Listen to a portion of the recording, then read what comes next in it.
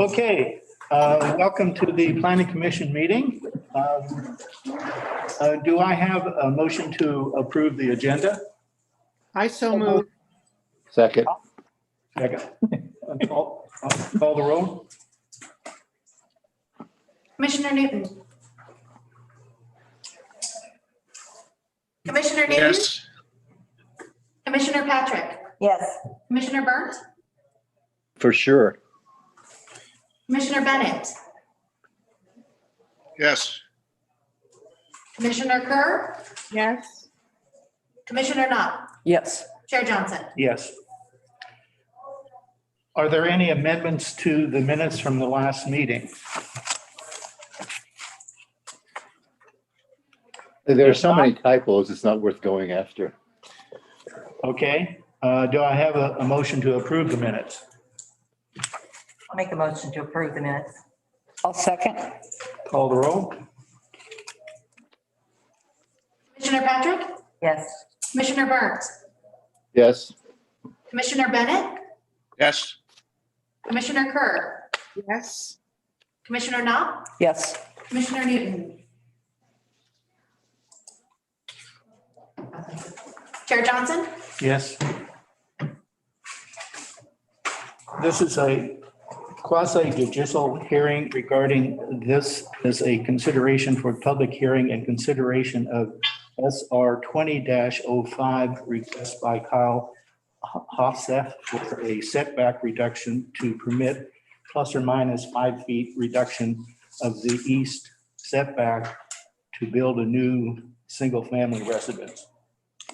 SR 20-05, Kyle Hostoff, owner, is to allow a setback reduction to permit a plus or minus 5 foot reduction of the east setback to build a new single-family residence. The property is a vacated lot located between Acola Park Road and North Spruce, tax lot 00100, map 51019 AD, and in a residential very low density zone. Municipal Code Section 17.08.040 D standard states there are no lot dimension requirements. For the lot of more than 10,000 square feet in size, no structure shall be located within 20 feet of a lot line. For the lots that are 10,000 square feet in size or less, the front yard shall be at least 15 feet. A side yard shall be at least 5 feet, except on a corner or a through lot. The minimum side yard from the street shall be 15 feet. The rear yard shall be at least 15 feet, except on a corner or through lot. It shall be a minimum of 5 feet, except where there is a rear lot line abutting a street. It shall be a minimum of 15 feet. The request will be reviewed against municipal code section 17.64.010 setback reduction. Does anyone object to the jurisdiction of the the Planning Commission to hear this matter at this time? Does any member believe he or she has a conflict of interest or personal bias? Has any commissioner had an ex parte contact or made a site visit? Site visit. Site visit. I visit. Okay, staff report. Yes. So you summarized the lot dimensions, but I want to highlight a few things. The properties in the city's residential very low district, density district, and lots below the descriptions have to have a 15 front, 15 rear, and any street frontage would be a 15-foot setback. And so that this unique lot that falls between Nicola and North Spruce, and then is that 7th Street cutting across there, pretty much puts a street or a right of way on all sides of this lot. They've come in for a setback reduction. The total building coverage proposed is for 800 square feet of a 2,100 square foot lot, which would equate to about 36% of the lot. And so it falls below the 40. I'll also note that under 1764-10A4, they've asked that they be provided under the criteria of E, permitting construction on a lot with unusual configuration as a purpose for this setback reduction. This clearly is a unique site, testing the lot and yard dimension definitions and standards. For instance, if we read the language, which I've attached for yards, it's traditionally been interpreted each of the lot lines could be considered as facing the street, earning a 15-foot setback for each, as I pointed out. And so what I've done and attached to the back, you can see from this diagram, is giving you really what's left of the lot if you were to put 15 feet on each one of those. And as you can see from that, it limits it down to, I think it's about 120 square feet approximately, or 150 square feet. That's what I think I calculated at. And so that's if you go strictly by that 15 feet. And so they're asking for some relief from that, and I'll let the applicant explain that. Any questions?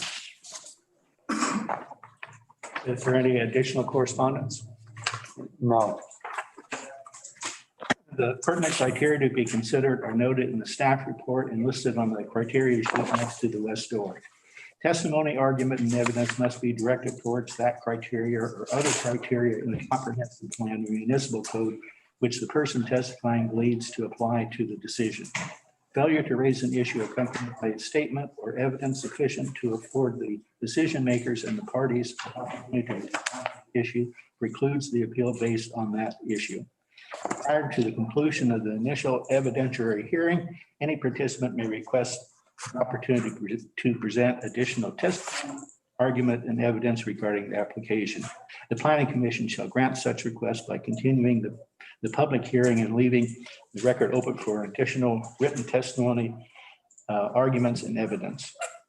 Persons who testify shall be recognized by the chairman, state their full name, mailing address, and if appearing in a representative capacity, identify who they represent. Is there a presentation by the applicant? Nino Sorelli, 31897 Knoxville Lane, Arch Cape, Oregon, 97102. I just wanted to follow up with what Jeff had outlined with the summary of the application and be here to answer any questions. As you can tell with this lot configuration and the unique and unusual configuration with the zoning code setback requirements, it doesn't leave much to build. We designed a small 800 square foot footprint, and you can see with the shaded outline of the triangle that would be left would barely fit the bathroom and part of the hallway in. So the request is to, the request of the setback reduction would be to have an 800 square foot residence footprint built on this single family dwelling lot. We tried to work with the city and Jeff Adams on looking at the setback reductions to still allow the two off-street parkings and keep the variance request to a minimum. So looking for from the 15 foot to a 5 foot on the east of the property. That's to the property boundary. If being out on site, if you were to measure from the property line to where the actual asphalt is paved up the road, on Spruce, it's another 10 feet. Not that that has anything to do with setbacks, but just for a visual reference. And then on the west side on Ecola Park Road, from the parking lot, there's an additional 30 feet from the vegetation of the property line to where the paved road of Ecola State Park is. So we really tried to work with the setbacks and a small house design to fit it on this uniquely shaped lot in the best manner we could. So. Are there any questions for the applicant? How long have you owned this lot? I don't personally own it, but Kyle, the owner, is here. I think he's owned it a year? Year and a half, maybe. Year and a half. So when he bought the property, he knew the constraints associated with it? I believe he had some knowledge of the constraints. I'm not sure if he understood the exact, being that it's surrounded by 3 streets, it's almost an island around a grid of roads. I don't know if he had a full understanding of the setbacks from each configuration.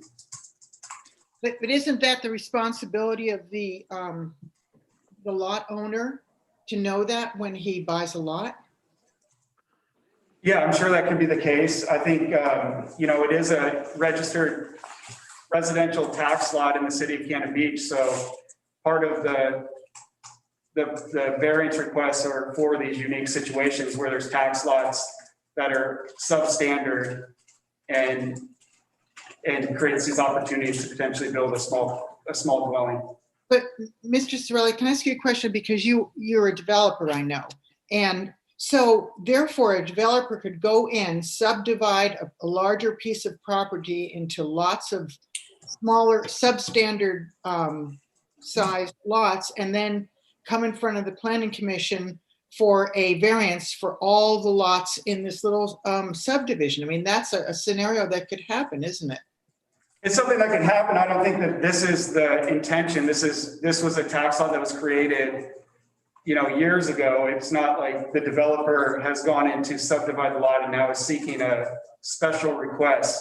So I think this is a unique situation where there is a tax lot, whether it's Kyle or the previous owner should have the right to build on a registered tax lot with the city. I don't think this was a uniquely purposeful developed unique lot or subdivided lot like you mentioned. Is this part of the rest of that development where, when you drive up the road? Is this It's part? not, it's at the intersection of Ecola Park Road and Spruce, and then the subdivisions up to the north and the east of this tax lot. So this one's actually on the corner of No, Ecola. I know where it is. I've been by it. I'm asking if it's part of that subdivision. No, this was a lot that was already platted prior to that subdivision. So it has no connection to that subdivision from my understanding. Okay. So this lot was not created to be small based upon that separate subdivision. So this lot, in my eyes, and working with the owner on a design, is unbuildable with the standards of the city zoning code. But it was a platted lot most likely prior to the zoning codes of the city of Cannon Beach. It's an old platted lot. So if you couldn't just take off part of the deck, I mean, I can't tell from looking at the drawing, it almost looked like it was just a corner of the deck that protruded into the setback. I don't know if you can see the packet, but if the packet on the back one that shows the shaded triangle, Yeah, leave approximately 120 square feet for the residents. At not only 120 square feet, 120 square feet with taking up every angle. So in my eyes, I see that as unbuildable.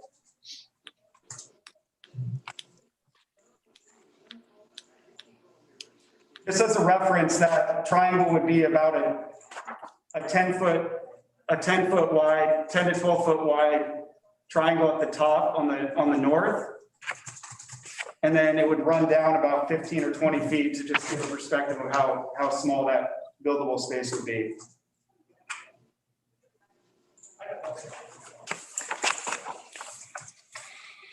Okay, does anybody else have questions for the applicant? Just an observation. If this lot were in Macon, Georgia, there'd be a statue on it. It's What kind of statue? a Confederate general of some sort.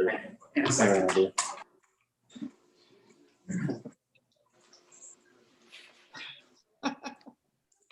Okay. Thank you. Are there presentations by proponents? You can go up there now.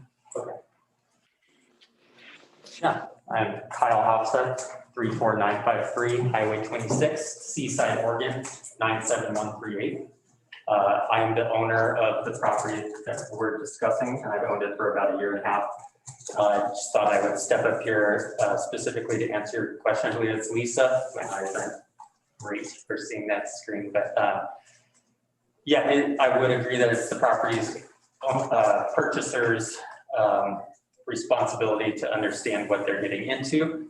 I did go into it knowing that it was a very small lot and that the setbacks are very constraining. I was aware, having talked with Jeff before purchasing and Vito before purchasing, that there was the possibility, and hopefully a good possibility, of using the code that's in Cannon Beach code for a tax lot as it is a buildable tax lot according to the city to, what's the term for it? We're looking for, just that it has hardship to build on it and that it is a unique lot and therefore might have the chance of getting some setback reduction. So, I think that's all I have to add to Vito's comments there. I don't know if it has any point of reference, but I heard you say that Vito is a developer. I guess I think of him as an architect and a friend. I'm a contractor in Cannon Beach area and have been in business for 11 years in the area. I live out on Highway 26, but I'm looking forward to an opportunity to build a small cabin, 840 square foot footprint within the city limits for my kids, one of whom was born on Adams Street. So we've been around for a while. So not a developer sort of scenario, if that's just to answer that reference. That's helpful. Clay, Lovely. excuse me 1 second. Yeah. Clay is still muted and he's asking that you allow him to be unmuted. What's the question, Lisa? Clay was muted and he wanted to be unmuted. Yeah, sorry, I can do better than sign language for yeses and nos. My computer had me locked out there. I guess you guys had me locked out as a participant. Maybe I logged in wrong, but thanks for getting it right. Yeah, thank you. Thank you, Thanks, Lisa. Lisa. Can I answer any questions or anything come up? There. Thank you. Okay, thanks. Are there any other presentations by proponents? Are there any presentations by opponents?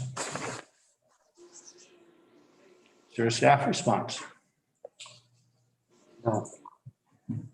Does the applicant wish to make any additional statements?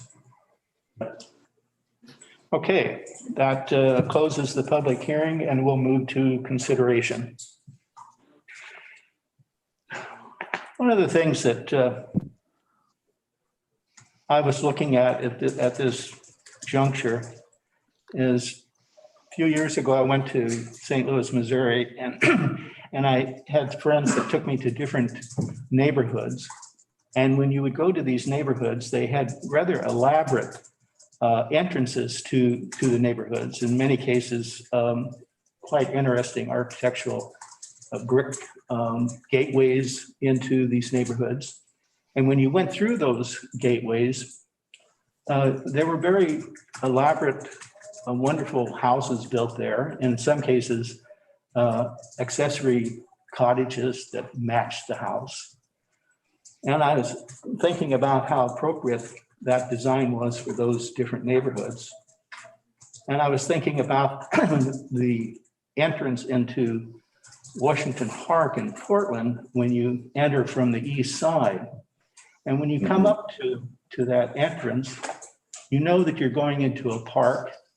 You have a rather formal brick wall with steps leading up to a formal perennial annual beds that's lined with boxwood. And then as you enter the park, you know that you're in a forested area, but a manicured park. And when I was looking at this particular site, I was thinking about how, when you go up to Acola Road into Acola State Park, that you're making a transition from an urban environment to a natural forest. And to me, this piece of property is cutting down trees that should be left there. It's part of a transition from the urban environment to a park environment. And I find that here we're bending over backwards to reduce these setbacks when really we should be enhancing that transition from urban environment to a park environment. And I feel like the more trees that are in that area, the better, not fewer.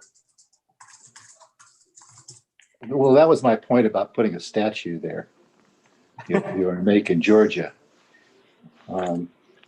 Is that this may have been, when it was platted, may have been a possible residential lot.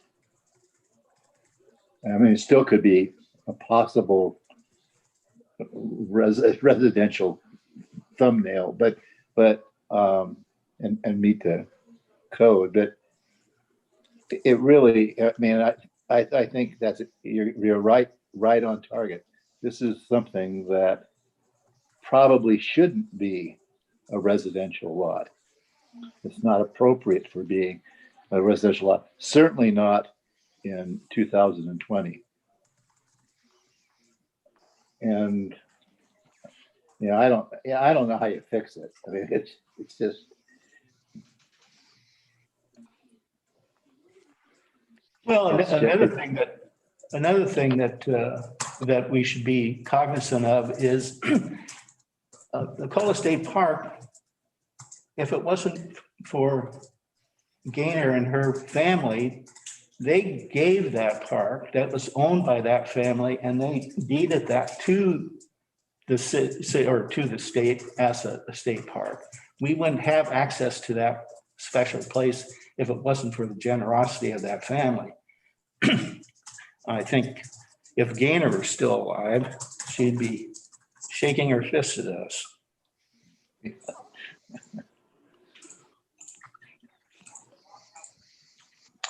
Well, it is a residential lot of record, so that I think that they've stated that under Seal Rock's platted lot, and so they do have the right to build there. So With the constraints that they're asking relief for, they would have a very small house, but also the visual transition that I'm talking about, I think is what hinders me in that it really points to, okay, we still have this little piece of parcel that we have a right to develop, but we have to allow for all these side yard reductions and setbacks. So I think I would understand that argument if it was the only house, but there's several houses on that road. So that transition, there's houses all along till you get up to Gaynor's house. yeah, but that transition, the houses that you see once you get to that area are at least at this point, are pretty much surrounded by trees. You're not in, but obviously by the time you get past where Gaynor's house is, you're in a forest, and Right. you know that. And I'm just saying that I would rather see trees in that transition than another building. Daryl, could the applicant tie the trees or mark the trees that would be necessary to be removed to put the house there for your consideration, so that if you wanted to see which ones would have to be removed?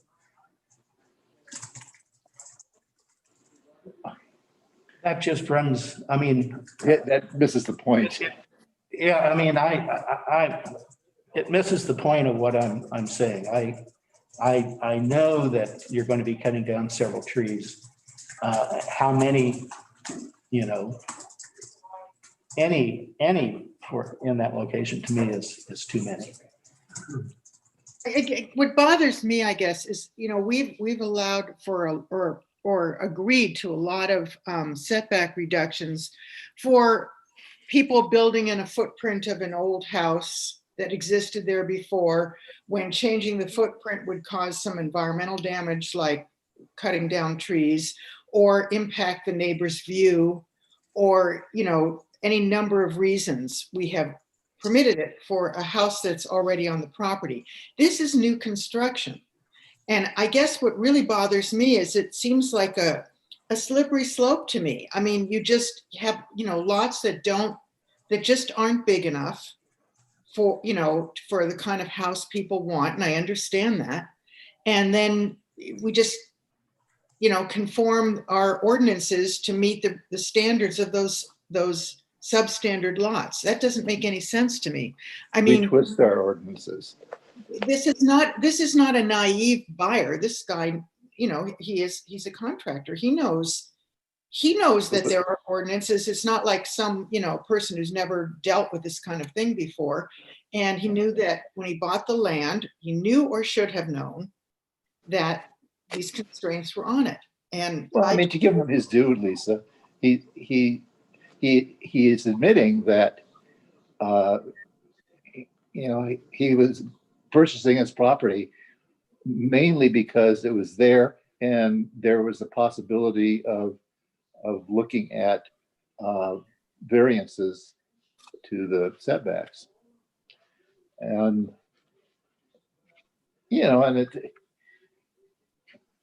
I guess I'm kind of curious whether this is a piece of investment property or if it's something that, his grandchild is going to spend the rest of his or her natural, life in.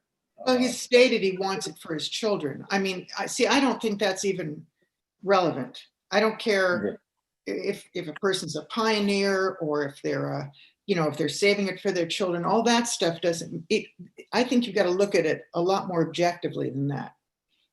I agree. Well, can you guys hear me? Yeah. Yes. Sorry, my audio keeps going. I might have logged in through I logged in through the website, and maybe I shouldn't have done that. I keep getting muted. I think it's an effort to keep chatter down the line, but if someone could kind of watch that. Yeah, I'll watch it, Cliff. Thank you, Jeff. I want to thank the applicant for his candor. So many times we have people coming in and with different stories, and I really appreciate him saying that he was aware of the condition of the lot when he bought it. We have, as a body, struggled with these setbacks and gone back and forth, or these requests for setback reductions, and gone back and forth on them. And, not always agreed as to why we would or wouldn't do them. Lisa, I think I like your point. This is new construction, so it's starting afresh. It's not like we have a hardship put on someone here. That there is this inkling, and like many things in life, I've got a gray area on this. There's an inkling of me that says, yes, but, might this help with affordability in the long run, adding more housing stock? I'm not saying that this is going to be a low income house or help someone pay their rent or be able to rent a place more affordably. But we do have a very limited supply of land. And if we're going to take, as a body, we're going to take a hard line like this, which we have in the past, then we also have to know that we are really limiting, and maybe this is what we want, any kind of growth. And that may have some repercussions for us, including making our city less affordable. That is an inkling of me. The other side of me is in the discussion we've had before, which is we'll protect a hardship for someone who's already in place. If it's new construction, then we probably should not give too much. Joe, to your point, it just becomes a slippery slope. Clay, the fact is, though, that when we had someone putting in a workforce housing project downtown behind the Coaster Theater, there's a workforce housing, and we did give a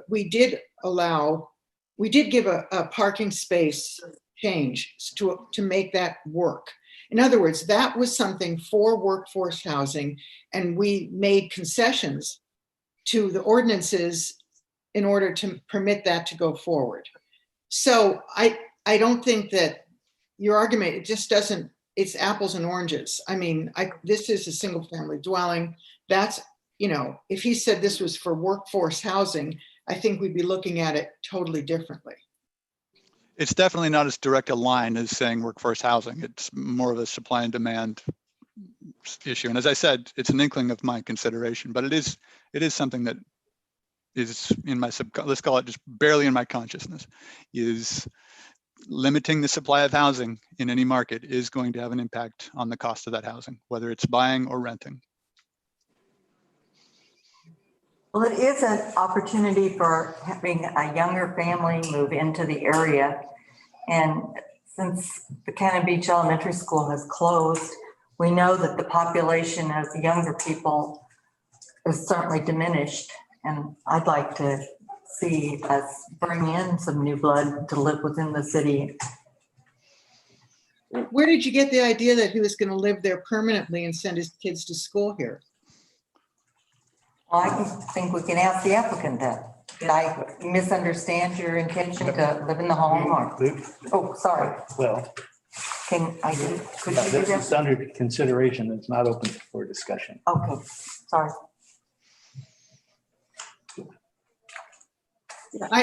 I'm sorry. I saw it as a vacation home. I think that's exactly what that's what I heard him say. And something for his kids in the future to be a vacation home for them. He didn't say anything about sending his children to the elementary school locally. Then Does anybody want to make a motion?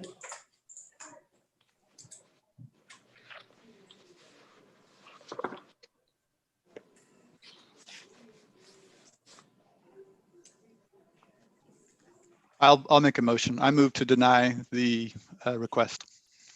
I second it. Any further discussion? Okay, call the roll. Commissioner Burns, Yes. Commissioner Bennett, Yes. Commissioner Kerr, Yes. Commissioner Knopf, No, Commissioner Newton, Yes. Commissioner Patrick, Now, Chair Johnson. Yes. Okay, the project is denied.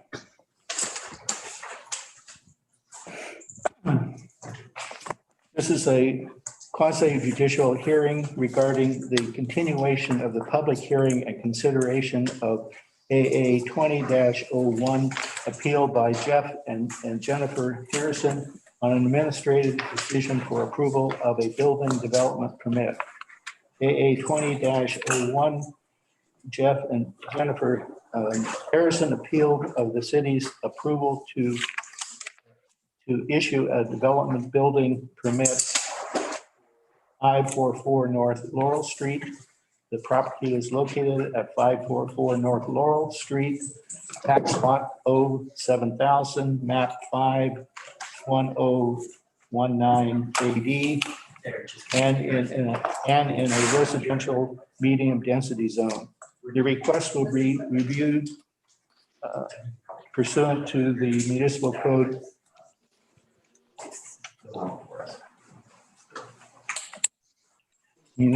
section 17.88.180.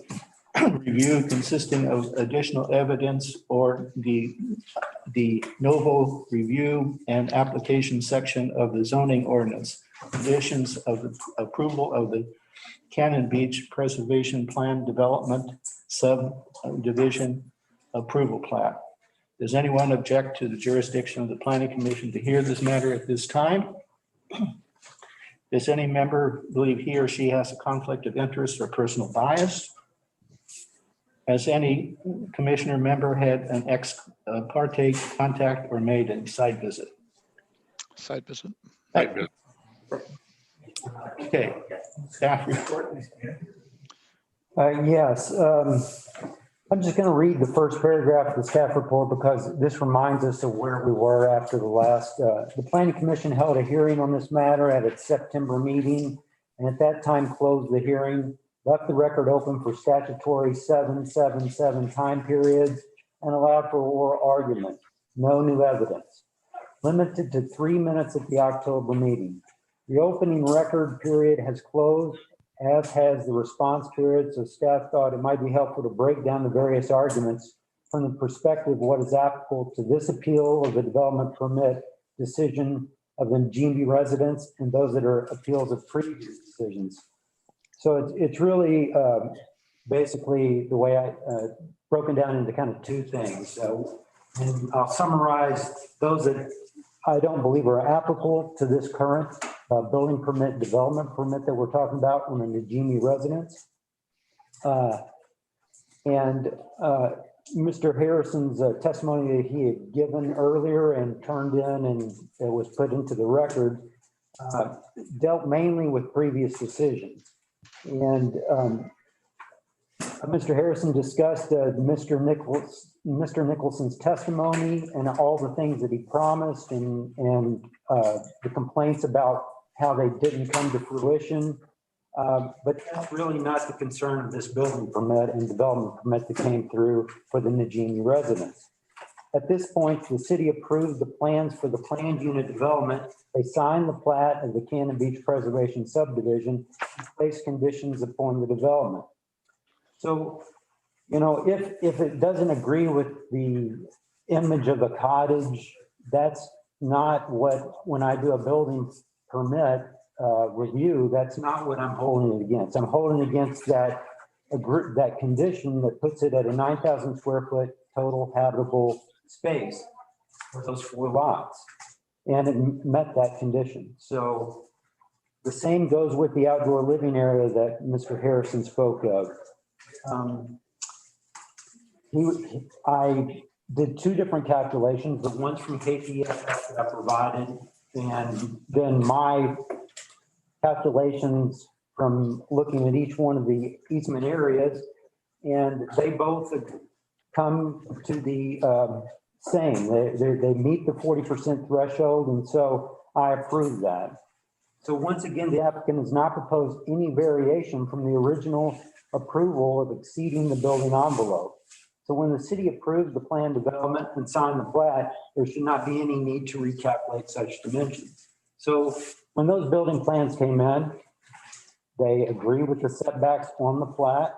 There's nothing outside those. And so really, I believe what Mr. Harrison is discussing are disagreement with the original plan development. And then of course the Harding Garage that was allowed to go on there in a subsequent decision.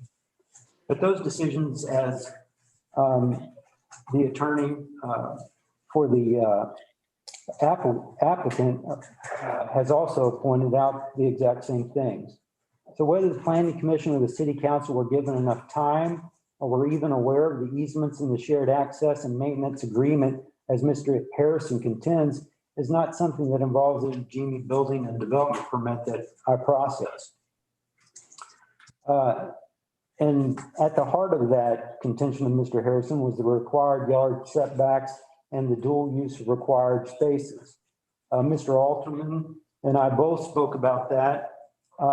And it meets the plan conditions of approval and the setbacks that were required, and thus the underlying zoning district's required spaces and those things are not applicable. It's not part of that plan development.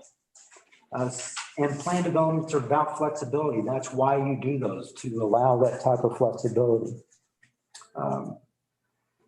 There's nothing which prohibits parking or driveway areas from being utilized as outdoor living area. Mr. Harrison himself said there's no definition for outdoor living area in our plan development code. And that's true. And there's nothing that definitely prohibits parking or driveway to be in that outdoor living area. So what are the concerns that are applicable to the Najimbi building permit? He brought up building height and floor area ratio, and he talked about the turret structure.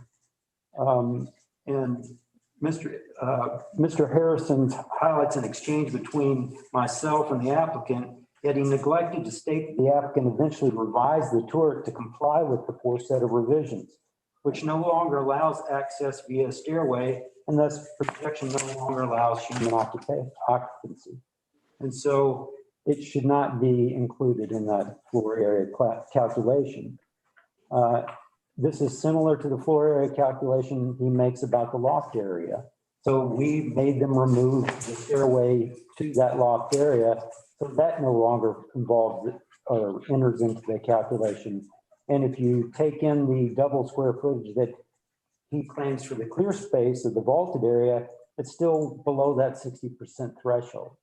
So in reviewing all of the different items that he brought up in his presentation and earlier, I think it boils down to most of his objections were to the original plan development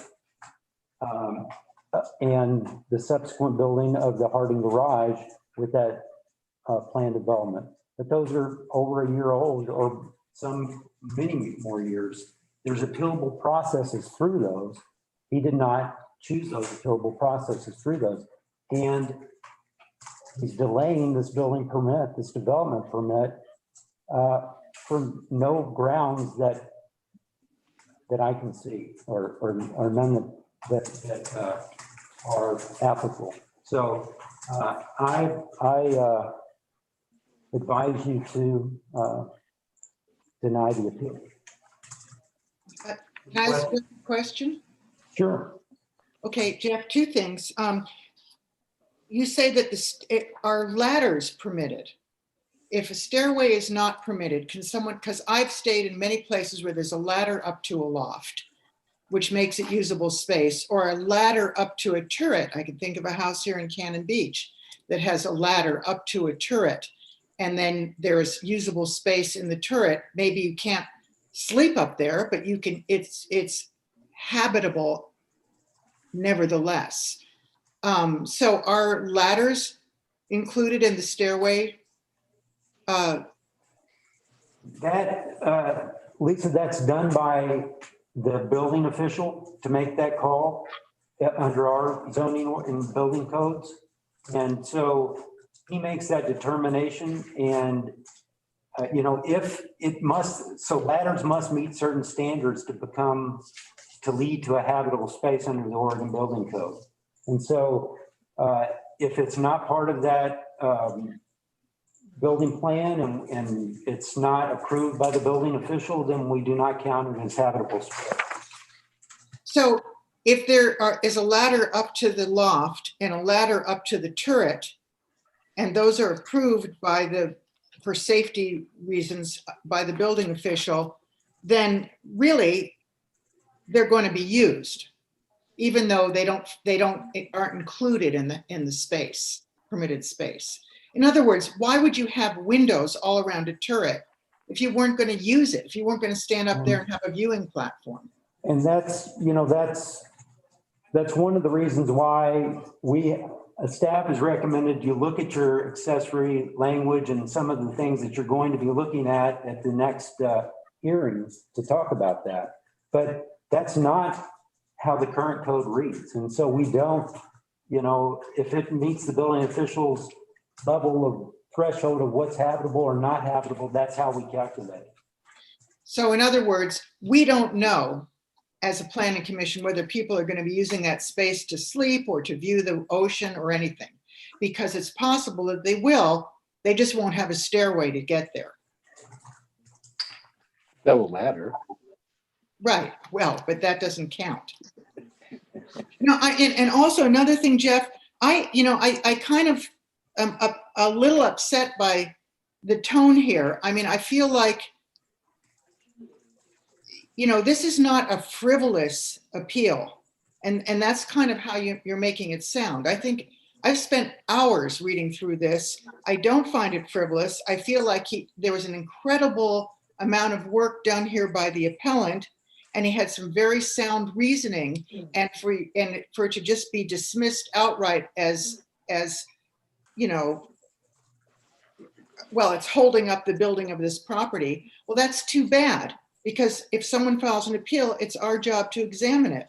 And if it holds up the building of the property, that's just part of the process.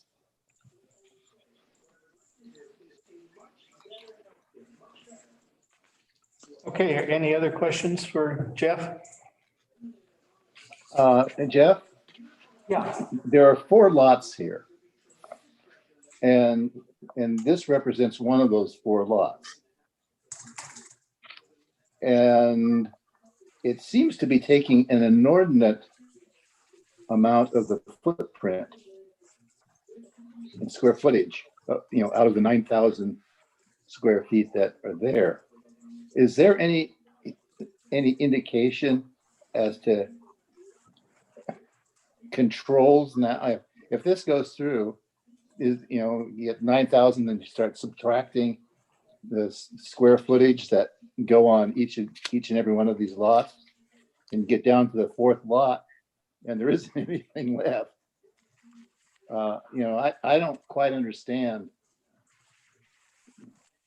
I don't quite understand how it's going to be controlled for all 4 lots. it's a good question, Joe. Now, it's part of their agreement and part of their contracts with each other, and we have all those deeds, and yes, some lots are going to be very limited. It was in here someplace as to which lots receive the square footage of the house. I should, I came across it, was a concern of mine too.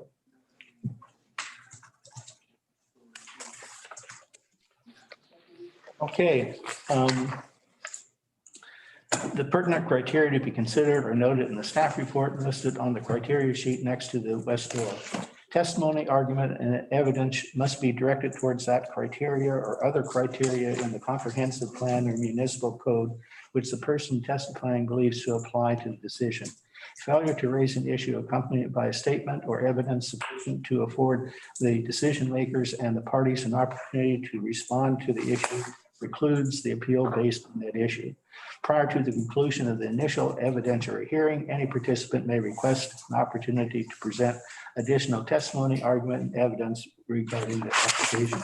The Planning Commission shall grant such a request by continuing the public hearing and leaving the record open for additional written testimony, argument, and evidence.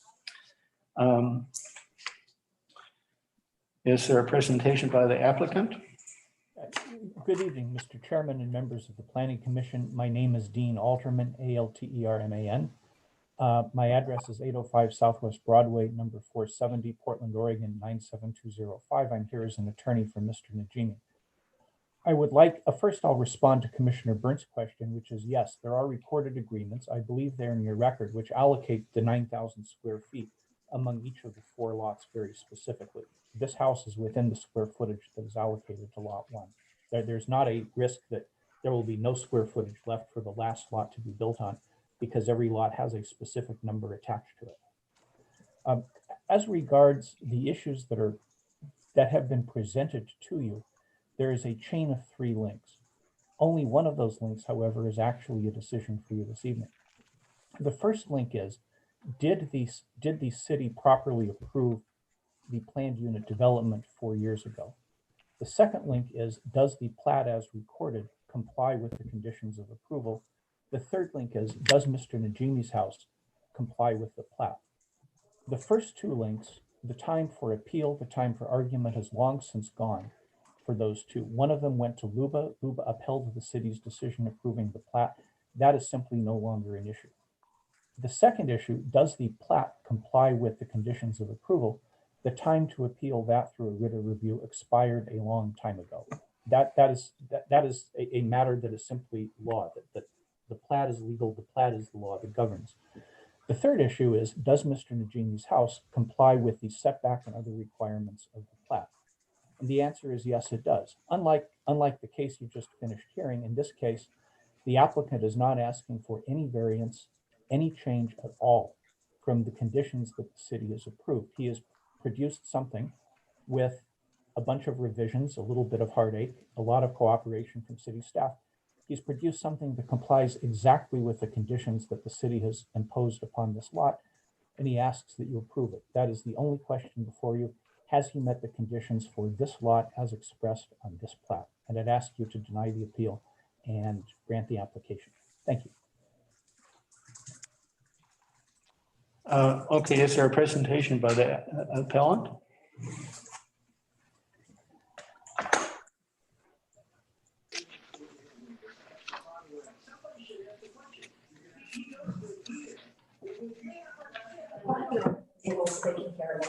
Okay.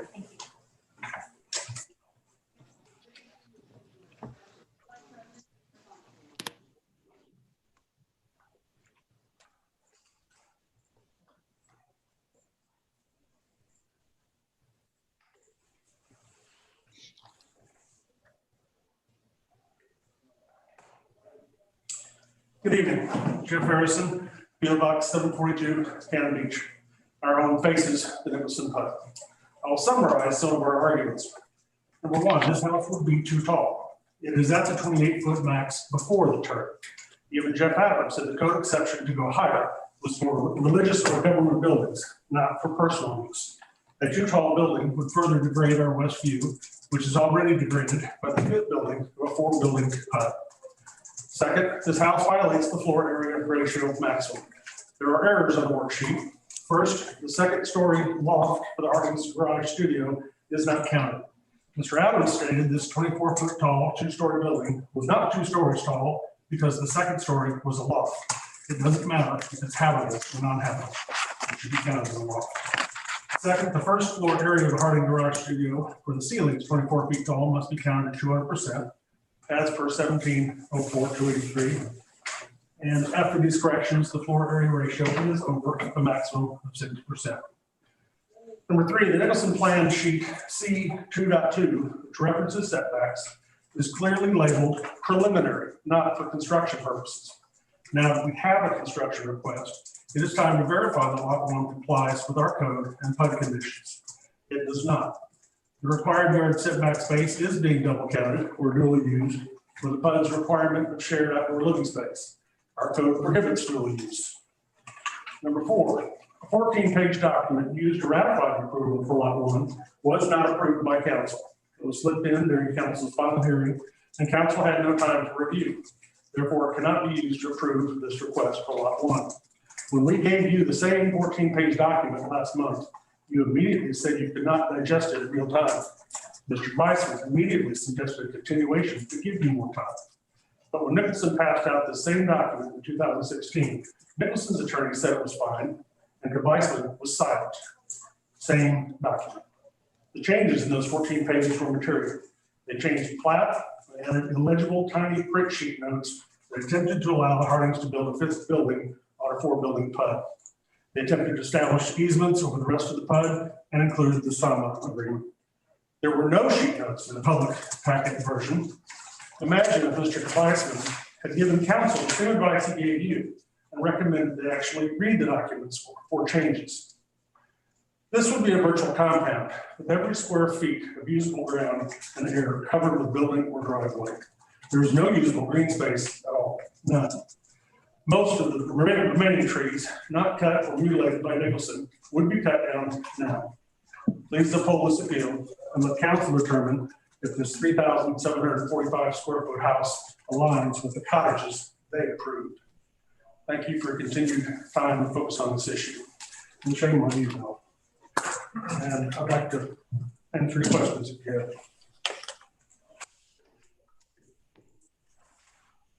Okay, Thank you. you're welcome. Are there presentations by proponents? I know that Jan wants to speak. I don't know if it's pro or con, but Jan had asked. And so, Jan, can you hear us? Yes. Can you hear me? Yes. Yes. Okay. I just wanted to read a brief letter that I wrote. Dear Cannon Beach Planning Commissioners, I urge you to support the AA20-01 appeal by Jeff and Jennifer Harrison of the city's approval to issue a development/building permit for 544 North Laurel Street. First, please do not allow this building to go above 28 feet. Next, any errors that occurred while trying to determine the floor area ratio for this building need to be corrected before any building permit would be issued. And lastly, it is my understanding that common green space was to be a significant feature of this PUD. It appears here in this case that this proposal now only has areas for buildings or driveways and no green space that could be considered suitable for actual common use. This also needs to be remedied before a building permit would be issued. Thank you for your consideration of these important matters. Thank you. Are there any additional proponents? Are there any presentations by the opponents? Is there a staff response? I just would, reiterate that I think I spoke to the dual use. I spoke to the 28-foot maximum height, the turret. It's not considered by us human occupancy. Same with the loft area that the floor area ratio is based on. So it meets all of our building requirements. Jeff? Okay. What is a turret? Well, what classification do we put turrets in? Is that just an architectural, cute architectural feature that we require? Or is it? We don't require it. We allow it if it's not, maximum occupancy. It's one of the things that in your zoning changes language, I've asked to clarify. Well, we allow a number of things, including, chimneys and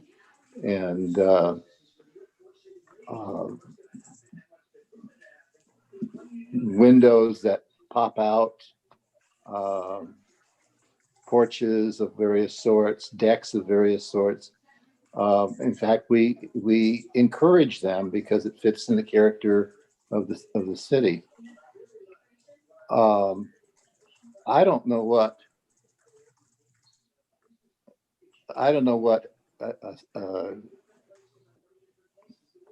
a widow's walk or whatever this thing is supposed to simulate. I don't know what the city calls that. Is that fall in the same category as a bump out window, or it's just the exceptions to the maximum height. Right, it's above the height limit. Exactly, and I don't quite understand what the purpose is and why the city would. Yeah, well, that would be my judgment too, but I don't understand how it gets allowed over the height limits. I don't think it should be. Well, I agree with you. That's my point. Yeah, So that's not, I think that yes, if you don't like them and you want to change that, you need to change the zoning language. That, I think what they've turned in meets our code, and that's all I can judge on when I do Well, review. let me ask it differently. I mean, I've Suppose- had 2 or 3 in the last few months. So Of the height limit? let's say I'm building a house. And, I'm very much aware that this 2-story house can only go up to 28 feet at the ridge line. To the roof, top of the roof line. So I'm meticulous about that. But then, gee, it would certainly be nice to have an architectural feature like a steeple going up 38 feet, 40 feet, something like that. To make it easier to find my way home when I, had a few too many beers. I'm facetious about a lot of things in my life, but about this, I'm really serious. I don't understand why we have anything above 28 feet that's not functional. It's not based on the need to have a chimney or the need to vent some aspect of the furnace system or whatever. I don't see any reason why we have doodads attached that get confused with living space if you don't really, look hard for the ladder. I don't understand why we're even thinking about putting something like that above 28 feet. I mean, we have a height limit, and there's no difference between the height limit on a steeple or whatever this thing is, and the height limit on the ridge of the roof. It's, if it's not inhabitable, hell, I can build my roof line up 40 feet. And that would be acceptable. And that's why I've asked to clarify that language, Joe. I think that. Well, I don't think it needs clarification. I mean, it's idiot language. I mean, it's over 28 feet and it has no functional purpose. Well, in this case, I believe it does have a functional purpose, but. Well, you do, not but decorative. it's not a legitimate one. It's not decorative. It's supposed to be only decorative. And I agree with you totally. I don't think any decorative feature over 28 feet should be allowed either. I mean, Well, a window that's bumped out is not a decorative. I mean, it may be decorative, or maybe it's an architectural style. That's not 28 feet above the. Yeah, it's not 28 feet, but it's dealing with the limitations on sizes of houses and so forth. Right, but I don't think that's comparable to this. I mean, I don't think that you have to preclude every single possible thing in an ordinance to make it not suitable. Exactly. It says 28 feet is the height limit. That should be enough. It doesn't say you can't have turrets, you can't have steeples, it doesn't have to say that. That's implied in the ordinance, and anything above 28 feet is not permissible unless it is, something like a chimney that is for venting the house. Certainly that approach makes a lot of sense, but that's not what your code says. Your code gives a height limit and says projections such as chimneys, spires, domes, elevator shaft housings, towers, wind generators, aerials, flagpoles, and other similar objects not used for human occupancy are not subject to the building height limitation. So if somebody wants to put a 40-foot spire, your code currently allows that. You may think it's not a very smart provision in your code, and you can work to change it, but the code says what it says. Or doesn't say. Yeah, and who is to determine what is habitable and what isn't? Our building official. Our Okay, Oregon that code. means, okay, so it's all up to the building official, and whatever they decide is right. Is that how we're doing it? Well, that's how it is for our habitable space, yeah. Okay. Well, I have a few things I'd like to say about this application, if I may, Chairman. Go ahead. About this appeal? Okay. In my opinion, this appeal does have merit. I think it is ridiculous to argue that shared driveways and parking areas should be counted in the common outdoor space calculation. That is not what the intent and the purpose of that outdoor space requirement was to begin with.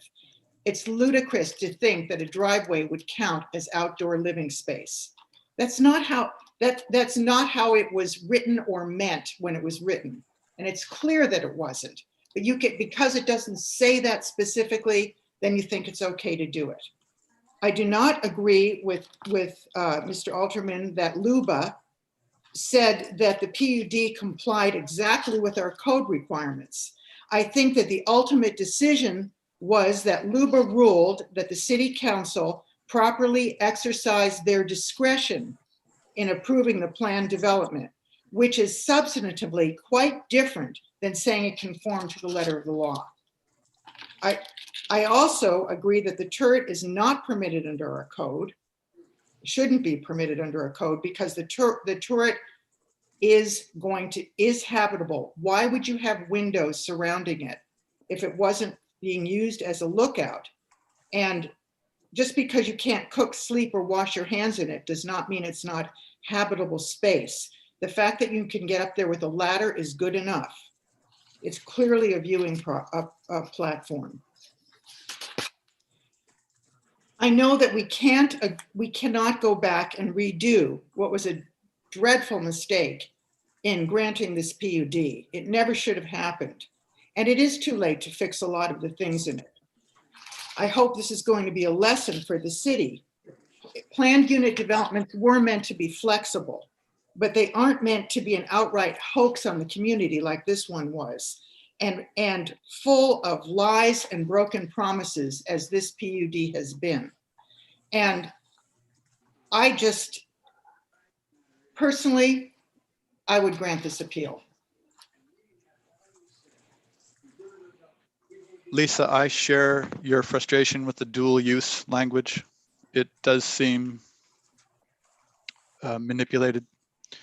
One of the challenges I have here is back to us. Ultimately, we have so many areas that we have people looking for opportunities to define to their need, that we need. I think we need to play offense. I've said it before, and tighten some of these up. That dual use is. Yeah, I won't say any more than you already did.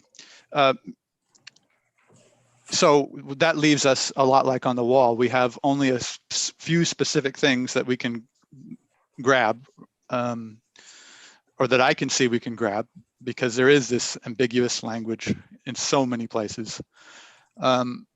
I did come up with one area that the lot or the house as proposed does not conform, or at least in my interpretation does not conform.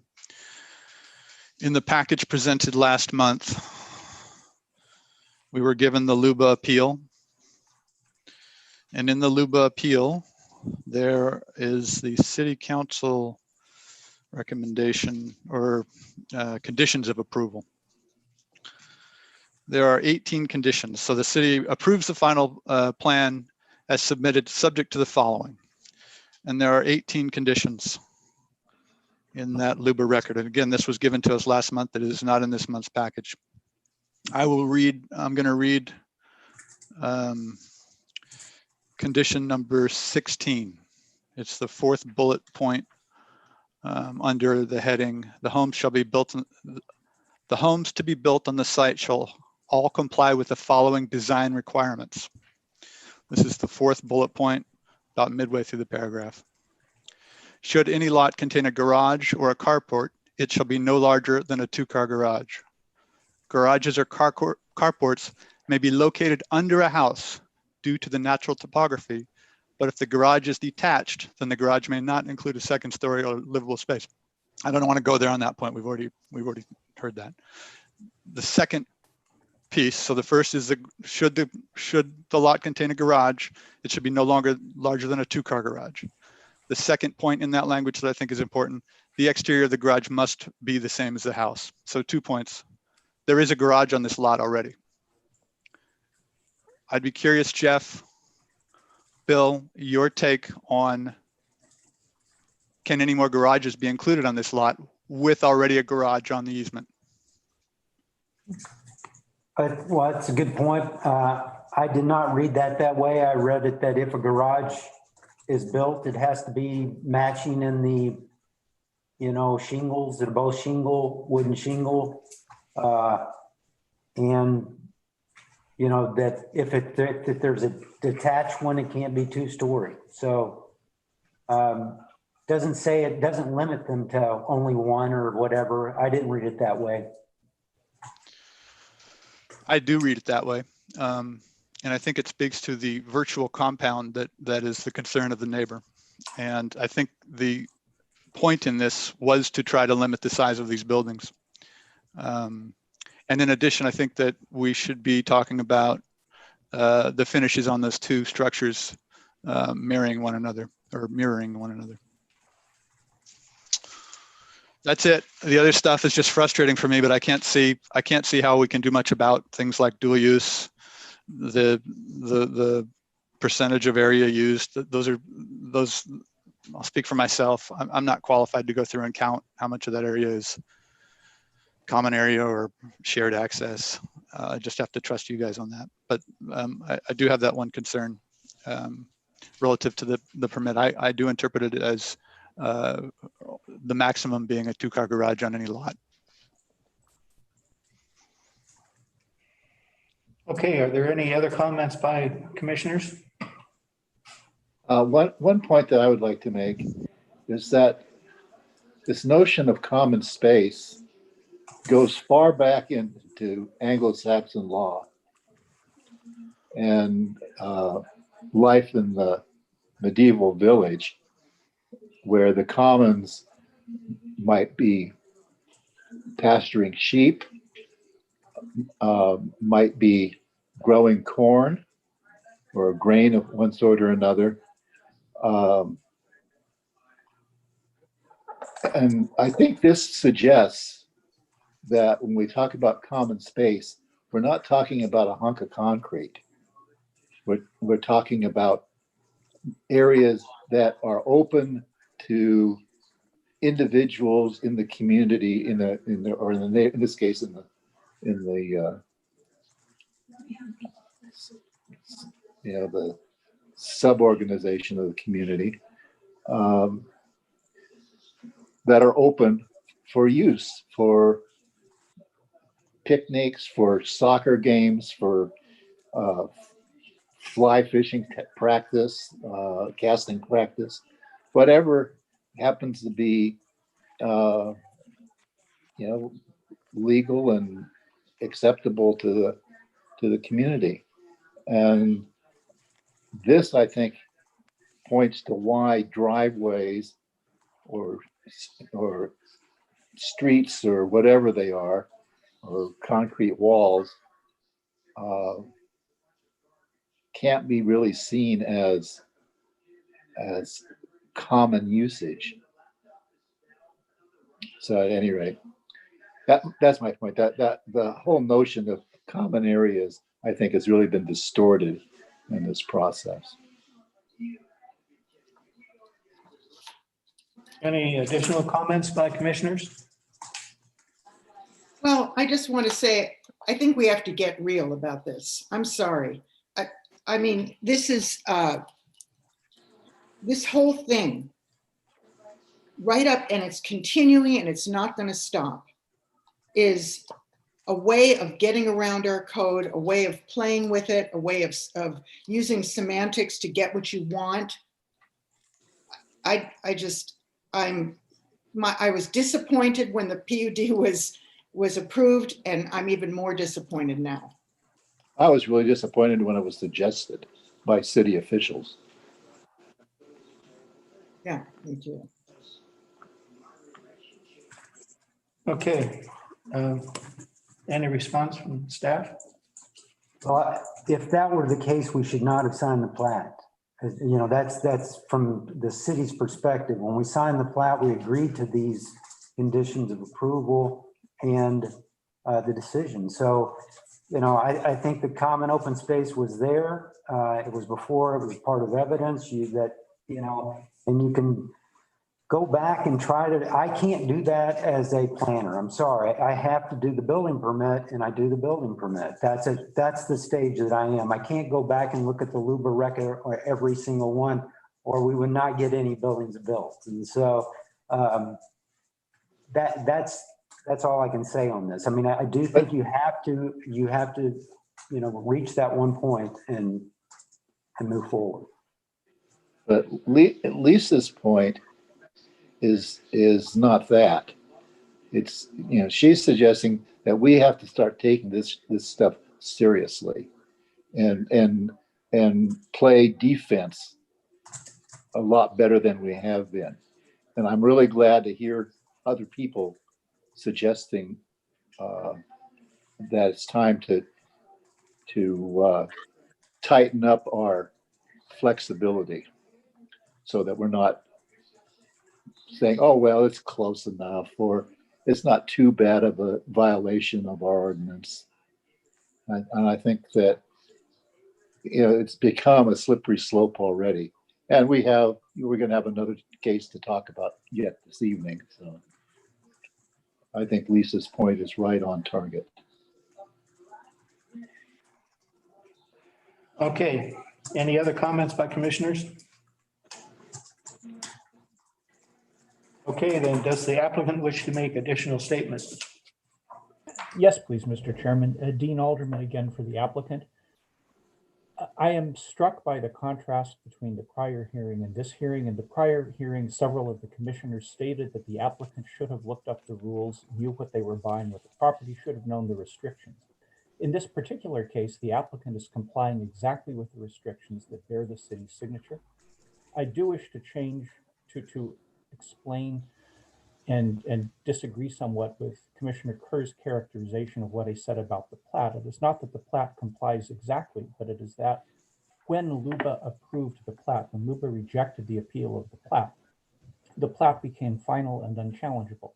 Whatever the conditions are that are on the plat are now a fixed legal point. This applicant went to a great deal of effort with help from staff to try to conform this building to the conditions that the city signed off on and that became final when LUBA made its decision several years ago. All of those issues, however valid they are, suggest that the Planning Commission in the city needs to reevaluate portions of its code, but it doesn't change the fact that this applicant, who is not the subdivider, is proposing to build a house that complies with the rules that the city imposed for this lot and this property. Thank you. Okay, thank you.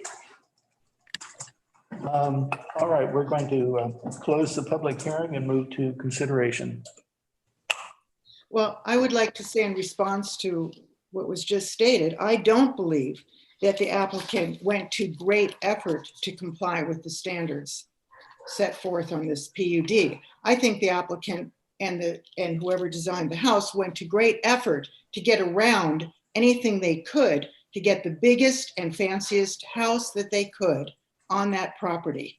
And that, it was a huge effort to figure out how to get around it. Put a ladder instead of stairs. Use the loft, but get a ladder up there so you can sleep up there. All those kinds of things. Use, the driveway as part of your open space requirement. Stick a turret on there because there's not much the city can do about that. That's the kind of effort I think that went into this design.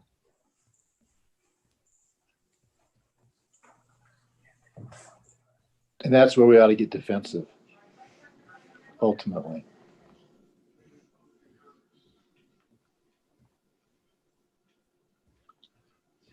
Well, any further discussion?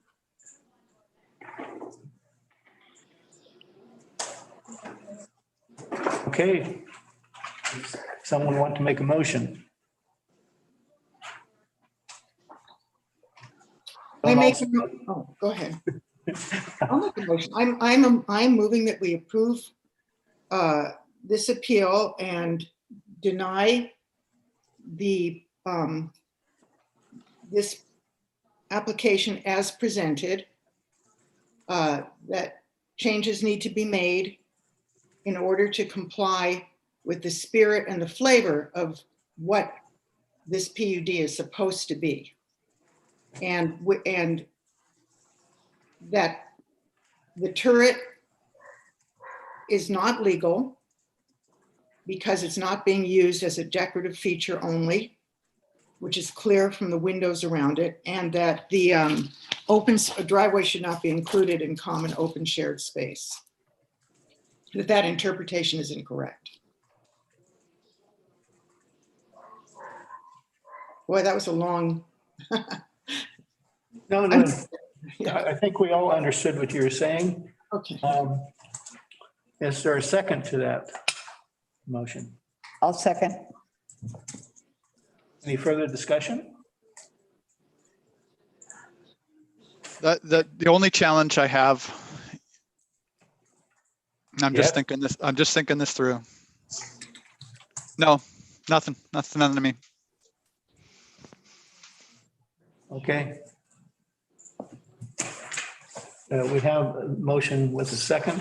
Let's call the roll. Commissioner Bennett, Yes. Commissioner Kerr, Is yes mean what I moved? Yes. Okay, yes. Commissioner Knopf, Yes. Commissioner Newton, Yes. Commissioner Patrick, Yes. Commissioner Burns, Yes. Chair Johnson. Yes.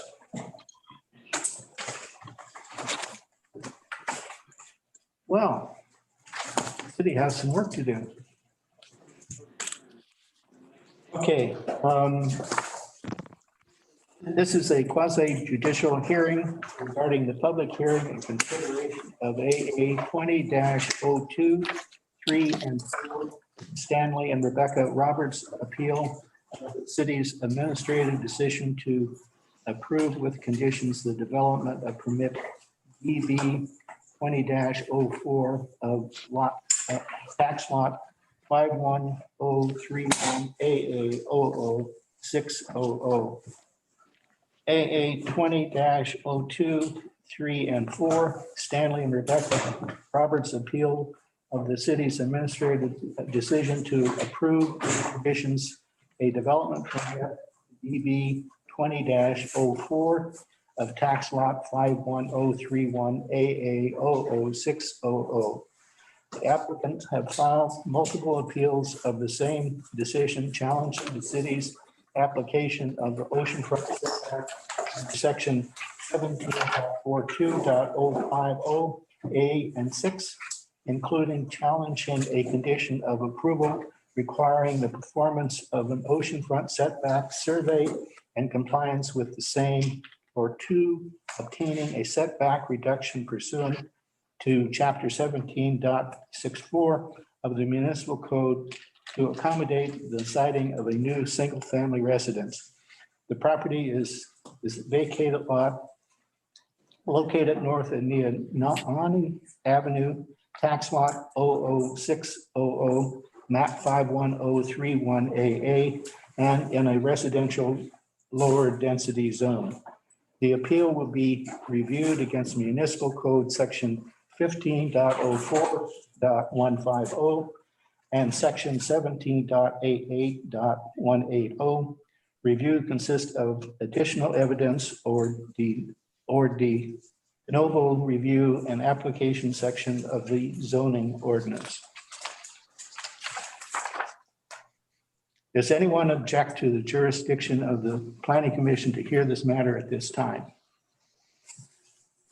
Does any commissioner member believe he or she has a conflict of interest or personal bias? Has any commissioner member had an ex parte contact or made a site visit? Site visit. Site visit. Okay, staff report? Chair, can I, Wendy, would you like to come up here in one of the other part of your party so that some of these might be able to come in and sit down for Would you like me to do that? Yeah, if you'd like. Thank you.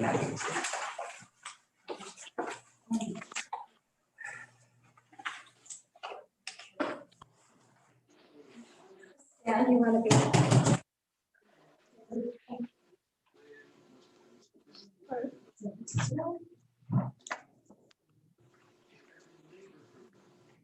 Square footage. Goes out. And here's the lot. It's lots of square footage. You'd like me to give you all the conditions? Yeah.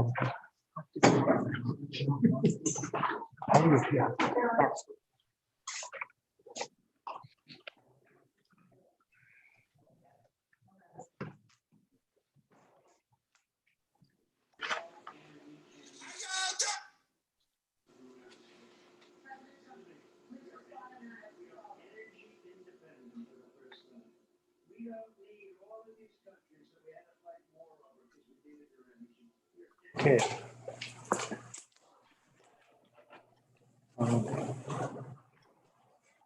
Is there any additional correspondence?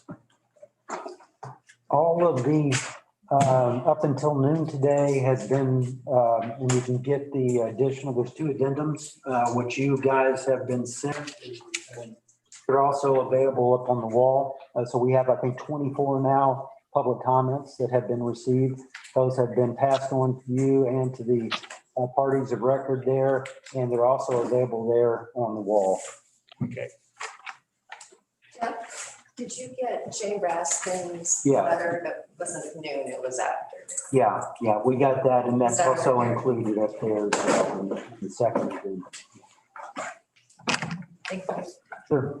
Okay, the pertinent criteria to be considered are noted in the staff report and listed on the criteria sheet next to the west door. Testimony, argument, and evidence must be directed towards that criteria or other criteria in the comprehensive plan or municipal code which the person testifying believes to apply to the decision.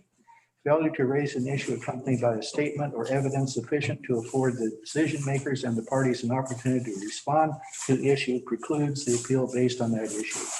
Prior to the conclusion of the initial evidentiary hearing, any participant may request an opportunity to present additional testimony, argument, and evidence regarding the application. The Planning Commission shall grant such a request by continuing the public hearing and leaving the record open for additional written testimony, argument, and evidence. Persons who testify shall first be recognized by the chair, state their full name and mailing address, and if appearing in a representative capacity, identify who they represent. Is there a presentation by the applicant? Yes, there is. Indeed. So there's no staff report first? Is that how it, do you usually have a staff report first? Yeah, so let's go to the staff report. I'll handle it this evening. So I mean, I'd be happy to just have it, right? So this involves, similar to the Harrison appeal, a review of a development permit issued in conjunction with the building permit. Stan and Rebecca Roberts have filed an application to construct a new residence on a tax lot basically located immediately west of the S-curves on Hemlock and between Hemlock and the ocean. The application sought several permits simultaneously, and on September 24th, the Community Development Director issued a Type 1 development permit for this. It approved the proposed residence subject to several conditions to ensure compliance with the city's land use standards, and one of the conditions involved the city's oceanfront setback.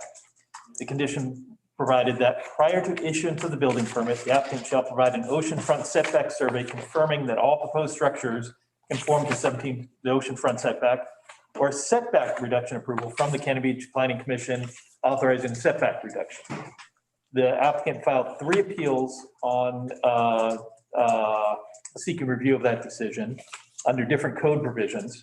The appeals are lengthy and provide a variety of state statutes and local codes, and the staff report broke down into various sections. I'm going to first talk about the recommendation that the staff is making to you, go through some procedural issues, and then go through the substantive. So the recommendation that staff is making to you is different than what the Community Development Director. The Community Development Director did not have a survey showing where the oceanfront setback line was and thought maybe it could comply with it. So he issued his permit approval saying either prove that in fact you comply with the setback line, or get a setback reduction. Either way, you could build the house as it was designed. Subsequently, a survey was submitted showing that the house did not comply with the oceanfront setback line. So that changes the matter, because the building as it is, as submitted, doesn't comply with the oceanfront setback line, so they can't follow option one. And as I'll discuss later, the city is required to only apply clear and objective conditions. And because it would require a not clear and objective process, the city couldn't say, go get a setback reduction. So the recommendation to the Planning Commission now is to deny the application for a development permit. So with that, I do want to talk about a few procedural issues. First, as I mentioned, there are 3 different appeals filed under 3 different code provisions. As explained in the staff report, the one filed under 1792.010 is the appropriate one. The one under the building code provision, it's not about the application of the building code, it's about the application of something from the land use code. So the building code appeal falls away. And the other one filed under the city code provision 1788.140 is superfluous. So, at the end of the day, we're going to recommend that you deny those 2 appeals because they're filed under the wrong code section, and the main one that you deny that for the reasons we'll discuss in a little bit. 2 other procedural issues that aren't addressed in the staff report. We want to emphasize that this is a de novo hearing, new evidence, new information, new arguments can be made at the hearing tonight. There's no limitation on those. Second is, as the chair mentioned, there is an opportunity to request a continuance. We already have a written request for a continuance. And so we're going to have to either continue the matter or leave the record open, and we can discuss what that is after we hear the material, and people who are parties provide advice on what they think the appropriate thing to do. So with that, let's dive into the setback, the substantive issues, and it's really about the oceanfront setback.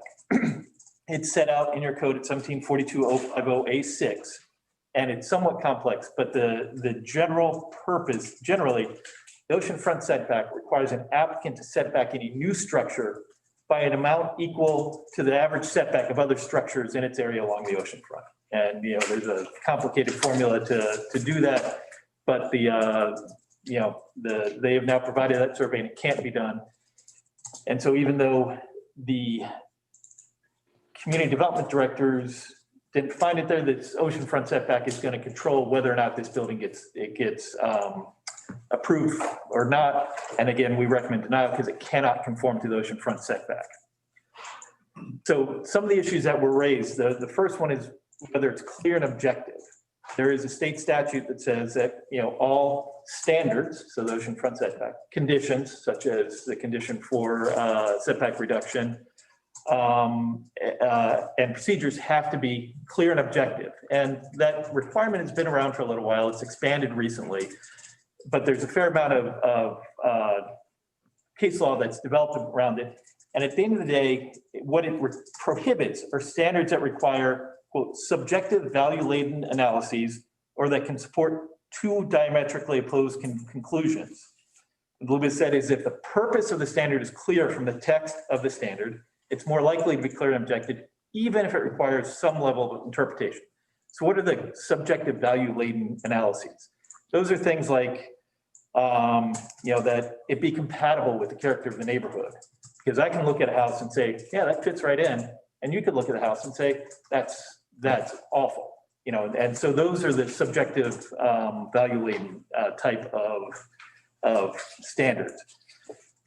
The applicants have argued that the oceanfront setback and its various pieces are not clear and objective, and we'll go through briefly each of the components. But I think overall, the purpose of the oceanfront setback is pretty clear. They want to have all the buildings in a certain area set back about the same amount so that one isn't further out than the other. We'll talk about why they want to do it later on. But the first thing that they say is the Oregon coordinate line is not clear and objective. It's hard to picture a more clear and objective issue, provision. What is the Oregon coordinate line? It's a surveyed vegetation line that goes up and down the coast from the Columbia River down to the California border. It's set out in legal description in state statute. Now, it is true that our code doesn't specifically define Oregon coordinate line, but it is, there are other pieces of our code that do talk about the Oregon coordinate line. And it's fairly clear that it's ORS 39, the coordinate line in 397.7. What's interesting is that the Oregon coordinate line is used by the state to determine the ocean shore. The ocean shore is either the Oregon coordinate line or the upland line of vegetation, whichever is further back. We don't define it by the ocean shore. The city of Cannon Beach's code says it's the Oregon coordinate line, the surveyed line. So we think that piece is pretty clear and objective. Next, there's buildable lot, because it's important because the oceanfront setback is applicable to all lots abutting the ocean shore. And it defines abutting a lot abuts the Oregon coordinate line, or a lot where there is no buildable lot between the Oregon coordinate, between it and the Oregon coordinate line. If you look at the map, there's actually a right of way, Ocean Avenue, that is westward of this lot. And the Ocean Avenue actually crosses the coordinate line in some places, but it's otherwise in between it and the ocean shore. And the applicants argue that that's a buildable lot. We don't think it's a buildable lot. First, there's a question about whether it is in fact a lot. Our code distinguishes between lots and rights of way. There's a broad definition of lot, but I think the distinction between those is pretty clear. There's also whether it's buildable. There is no definition in our code of what buildable is. There's a definition in state law about what buildable lands are. They say lands in urban and urbanizable areas that are suitable, available, and necessary for residential use. The applicant has submitted documents suggesting that the state law says that public lands should be considered available for residential use. The difficulty is it's a dedicated right of way, and under state law, dedicated right of way can only be used for streets. It can't be built with residential units. So we think, again, it's clear and objective what is a buildable lot, and that Ocean Avenue is not a buildable lot, which means that this lot abuts the ocean shore. Next, they talk about buildings and what buildings must be counted in the oceanfront setback. Our code says for the purpose of determining oceanfront setback line, the term building refers to residential or commercial structures on a lot. It doesn't include accessory structures. There's no subjective value laden determination. Is it a building or not? They talk about average and whether or not average is clear and objective. I don't think they challenge the idea of average in general, but that it can't be applied objectively and clearly in this case because there's only one building within the required distance. I think it's a mathematical calculation. It's fairly clear and objective, and there's no reason why you can't take an average of one value. I don't think so. At the end of the day, I think the various pieces of the oceanfront setback are clear and objective. They also challenge the process and procedures, asserting that they were confusing and not able to be sorted out. We differ that we believe that it is in fact pretty clear and objective how you go about getting compliance with the oceanfront setback, a building permit for an otherwise permitted use. And it's set out in 1792.010 that you need a development permit for the construction, enlargement, or alteration, repair, et cetera, for a building that requires a building permit pursuant to the building code. And that in the case that there's an application, and then that the building official shall issue development permit to the applicant. The official finds the work described, conforms to the requirements of this title and any conditions imposed by the reviewing authority. There aren't any conditions, but the oceanfront setback is part of the requirements of the title, and it spells out pretty clearly how you go about appealing it. So that's our code, and it's really about the setback reduction and whether the various provisions are clear and objective. I think they are clear and objective, and that you can reached the conclusion that you should deny it for not complying with the oceanfront setback. Also, a number of state law requirements that the applicant bring up, explaining why they believe that making them comply with the oceanfront setback is problematic. First, the applicant talks about the ORS 227154, which says a city may not condition an application for housing development on reduction in density. And, the community development director's decision didn't require a reduction in density. It said, if you want to build a house that you've identified, here's how you do it. In any event, now that we know that it cannot be built consistent with the oceanfront setback, we're recommending denial, and this issue falls away. Applicants also argue that this procedures cannot in themselves or cumulatively discourage needed housing through unreasonable cost or delay. And Luba said, if the statute permits unreasonable costs and delay, it doesn't prohibit reasonable costs and delay, that there is a certain level of review that cities are allowed to undertake, and that's what the city has done here. The applicants also talk about whether it's an unconstitutional condition, suggesting that applying it will, the oceanfront setback will result in all but total wipeout of the Roberts property. And there's a variety of pieces with that, but I think ultimately there's a letter from the applicant, architect, saying that the where is it, that that available maximum floor area is less than 1,399 feet, which is less than 2,712. If you look at home sizes in Cannon Beach, a 1,399 square foot home is about the 45th percentile of homes. So, it's, the majority of people have bigger ones, but there's a significant portion of the population that have smaller ones. So it's hard to say that eliminates all economically viable uses. They also argued that no impacts from the proposed wellhead justify demanding the setback for the benefit of a single neighbor. I think that misunderstands the purposes of the oceanfront setback. Setbacks are generally to provide for a reasonable amount of privacy, drainage, light, air, noise reduction, and fire safety benefit between adjacent structures. And so, provides some privacy to have these setbacks, and it protects not just the neighbor's home, but their homes. There could be other additional homes built at some point in the future, and they would all have to comply with it as well. So it's a mutually beneficial web of setbacks. Moreover, the oceanfront setback is found in the oceanfront management overlay zone, which is to ensure development is consistent with the natural limitations of ocean shore, to ensure that identified recreational, aesthetic, wildlife habitat, and other natural resources are protected, conserve, protect where appropriate, develop, and where appropriate, restore the resources and benefits of beach and dunes area, and to reduce the hazards to property and human life. And so there's additional purposes, including reduces hazards to development, and also protecting the aesthetic resources of the city.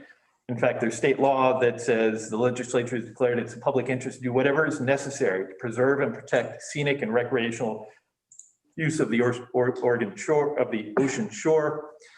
And so there are a variety of public benefits in addition to whatever benefits may or may not accrue to adjoining property owners. There's also a question of whether the condition is roughly proportional or has an essential nexus. And I think now that our recommendation would be to denial, that the condition falls away and there's no similar issue.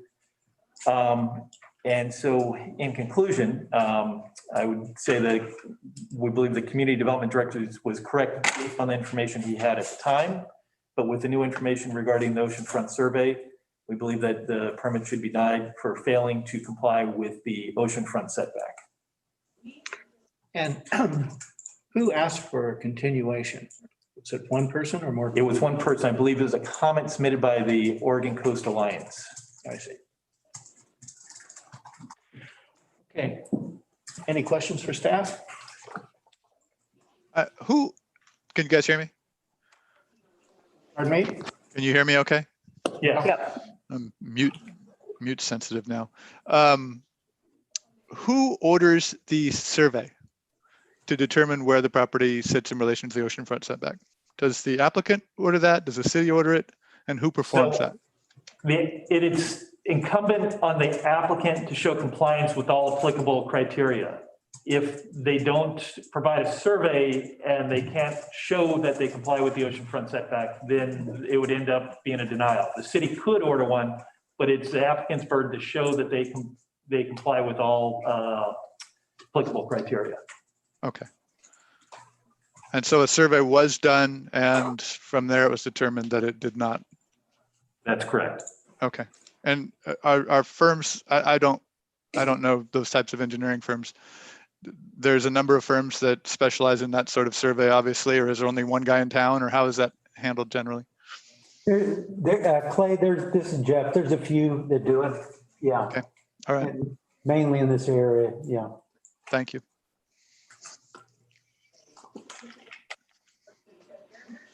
Okay. Is there a presentation by the applicant? Yes, there is. My name is Wendy Kellington. I'm an attorney for the applicant. I have some papers for you. And the applicant is going to pass them out. I think what you could do is maybe give them to Jeff and he might be able to send them around, or would you rather have her start in this direction?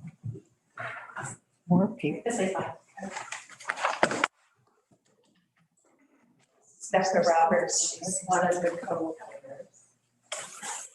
One of the owners. So what you have that's being passed around to you are two letters from architect Jay Raskin. I believe that they've already been passed out to you before, but one of them I'm going to read to you because I think it's really important. And the other is a PowerPoint. And I know in your materials about 10 days ago, I provided a PowerPoint for you to help aid our presentation. But since then, as of yesterday, we had a 17-page tome from opponents complaining about all manner of things. And we had a staff report going from an approval with unconstitutional and conditions that violated housing laws to a denial that is unconstitutional and violates housing laws. And so I had to significantly change the approach because the case changed all of a sudden by yesterday afternoon. So I apologize for the lateness of it, but it's been a few years. Before I begin my presentation, which I think lovely Jeff is going to advance for me when I ask him to, I want to point out, I think a lot in my presentation is going to clear up some errors that we have heard and read throughout this record, and I appreciate you spending your time reading through it, but I hope you spend the time listening to what I have to say to you, because this is really important to the city, and it's really important at a whole bunch of levels to get this right. So you heard staff say, oh, gee whiz, this is easy as pie. Anybody can figure out how to appeal this very simple development permit approval that's now a denial. And you just can disregard the building code appeal, and you can just disregard the other that was about a different part of the development code. But if you look at your agenda, you will see that what it says, the appeals will be reviewed pursuant to municipal code, section 15.04.150 and section 17.88.180. And you know what those are?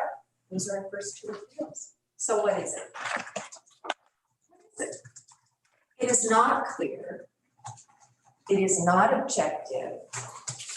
It adds unreasonable cost and delay to somebody who's just trying to build a very modest house on a piece of land that is zoned for residential use. So that's the first thing out of the box. And we, and those two code sections, one of them is a building code appeal and one of them is a development code appeal. And I think the standards are probably pretty much the same. But had I not appealed the way I did, all the different moving parts, this guy over here would be standing there going, aha, gotcha. You missed that step. So that's why I did what I did, and as you can see, we just get started, and city attorney says, oh, easy as pie, it's that, and your agenda says it's 2 other things, so let's get started. So let's set the table about what's really going on here. The Roberts are just trying to establish a home consisting of 2,712 square feet on a very lawful, very boring 5,394 square foot lot that abuts a platted street right of way in a platted residential subdivision on land zoned residential, where their home is a use permitted outright, where they have been paying property taxes reflecting the value of their lot as a developable residential lot. Yes, every year they've been paying taxes. This year, it was as if its value was $850,000. $850,000. Sounds like a buildable lot to me. And so just like everybody else, they expect to be able to establish their home. And that's a completely reasonable expectation that anybody in this room shares. Next, please. So what is at issue here? We need to be really clear about this and get it right. The only issue here is whether the planning director was wrong to now deny the Roberts home for the only reason that their house doesn't comply with this ocean setback line. What is not at issue is whether the Roberts have a right to establish a home on their residential lot. They have that right. And what is not at issue is where the Roberts have a right of access to use Nenana Avenue. They have that right. That is well established, crystal clear in state law, that they have a property right when they abut a platted street to use it. And it's on the city to provide it to them to use. Now, the Roberts are willing to spend their good money to develop that street, improve that street to city standards, actually ODOT standards. And then if the city wants to use it or make it bigger or better, the city's free to do it. But these guys are doing the heavy lift on a platted public street. So what's not an issue is how the city permits the improvement of Nenana right away. It's up to the city. It's not going to be non-conforming like this guy says. It's going to be a city street that conforms to whatever your very able public works director decides is appropriate.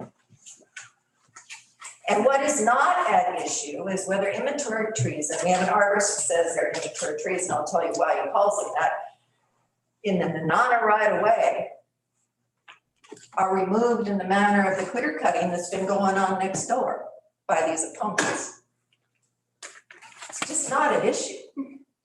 If the city decides that trees need to be cut in the Nenana right of way to develop that dedicated right of way, that's up to the city, but it's not an issue in this request to establish the Roberts home. Next. So what's the problem? The problem is if the OSL is unlawful, it can't be applied. And we think that the OSL is unlawful. We think it violates really important state housing laws. And the legislature got really serious about that. Ask your city attorney in 2019. They really ratcheted down. And one of the laws I'm relying on is brand new. And what the legislature was trying to tell cities is, look, if you want to have affordable housing, if you want to avoid expanding urban growth boundaries, if you don't want to have sprawl, if you don't want to have tear downs of what you got, you've got to let people build on residentially zoned lots. So if it violates those state housing laws, including the brand new one, you can't apply it.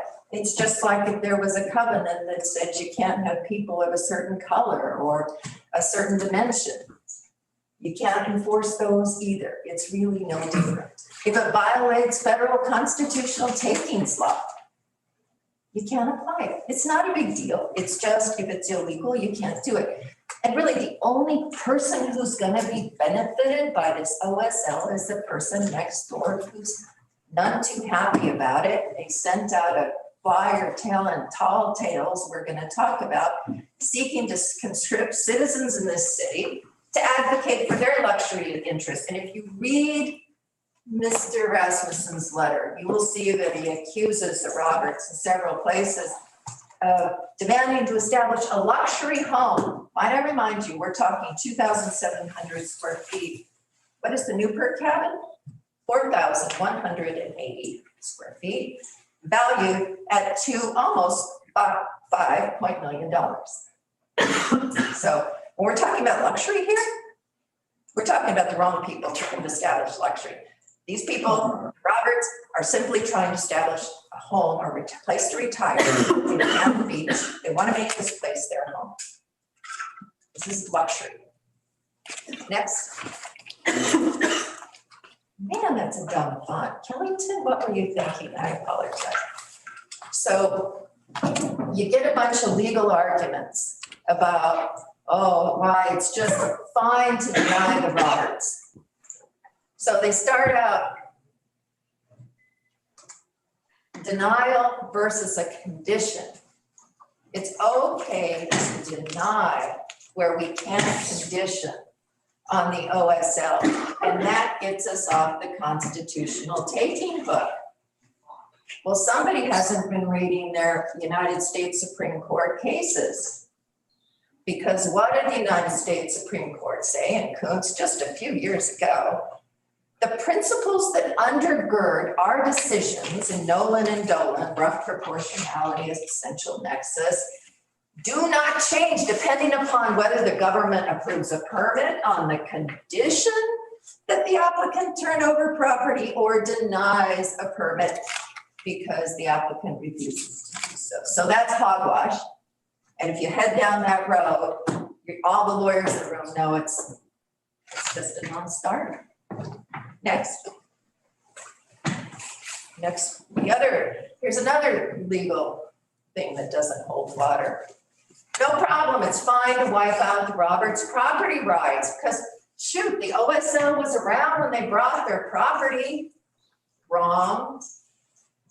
Haven't been reading our United States Supreme Court cases, I guess. Palazzolo versus Rhode Island, 2001, that's a little bit longer ago. Certainly my time.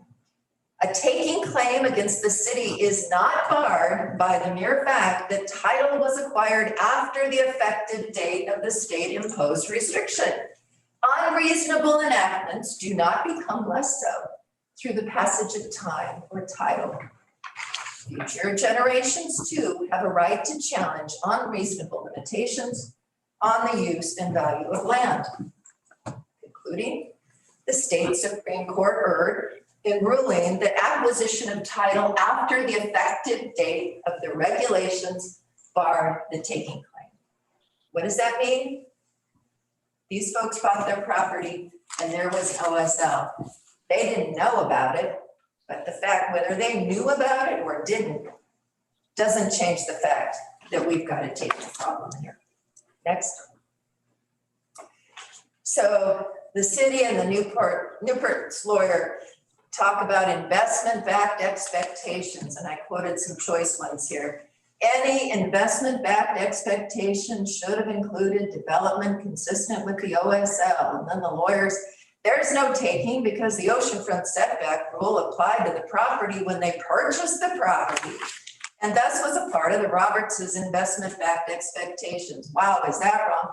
And in Palazzolo, Justice Scalia concurring in the principle that I just told you that says that's absolutely wrong. He just had this choice quote. I thought you'd enjoy it.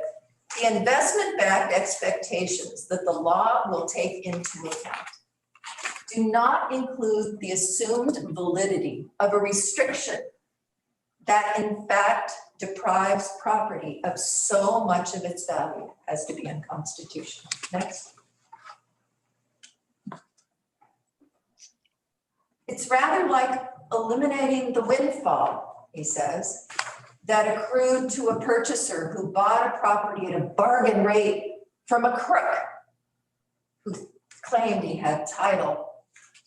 And then when the jig is up, you fix it by making him turn over the unjust profit to the thief. The lawyer's arguments that you bought your property with an unlawful restriction and so you're stuck with it are just non-starters. Next. So here's another one. Well, we've got to apply the OSL to the code. Well, that's wrong too.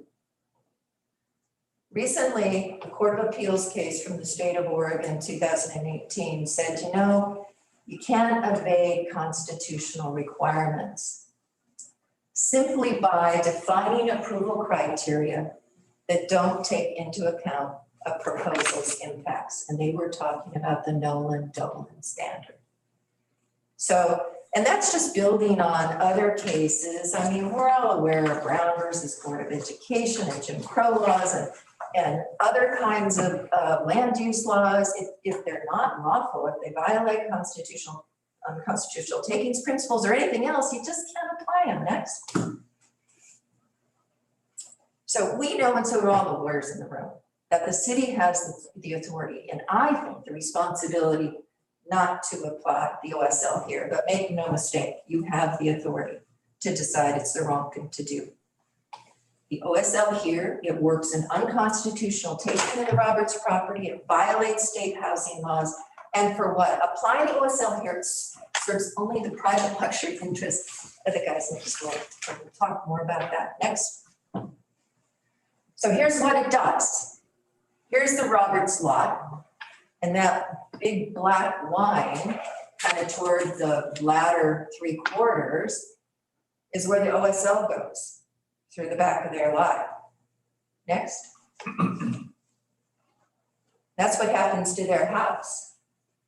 Their 2,700 square foot house gets cut a little more than in half.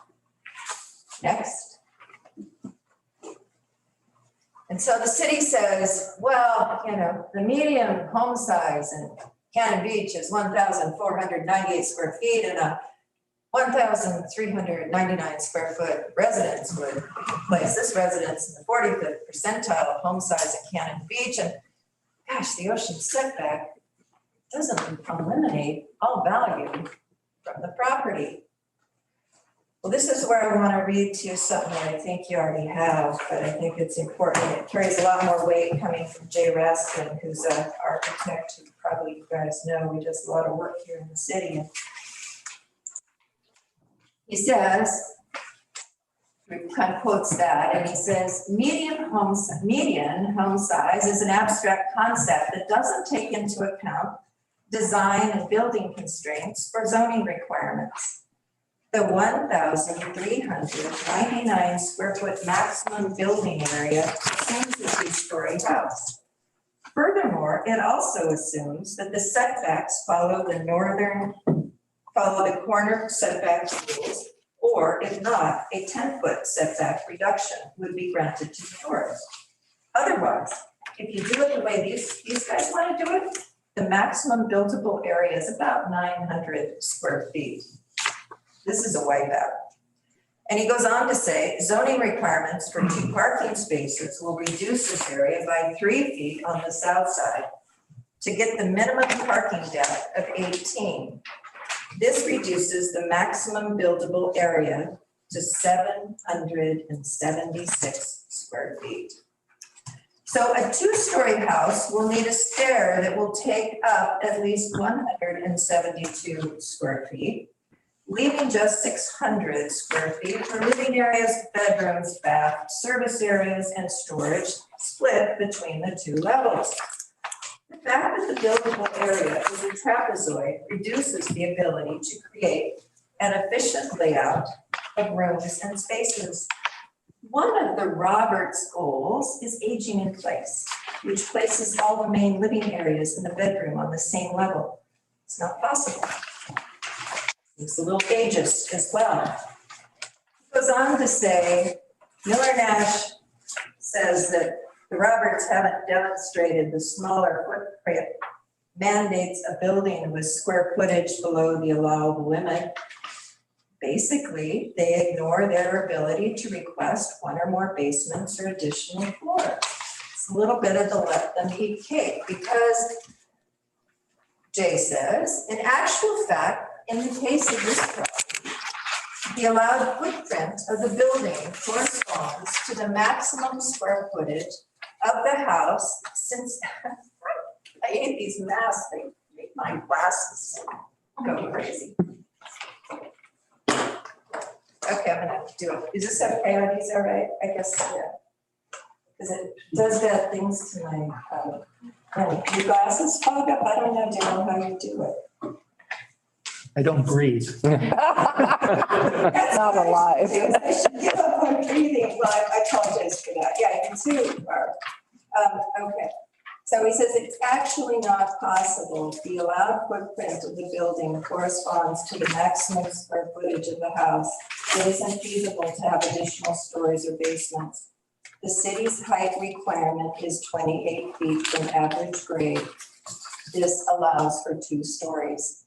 The additional requirement of the midspan of the roof being no more than 24 feet precludes building tall, narrow houses, and it's simply not possible to build more than 2.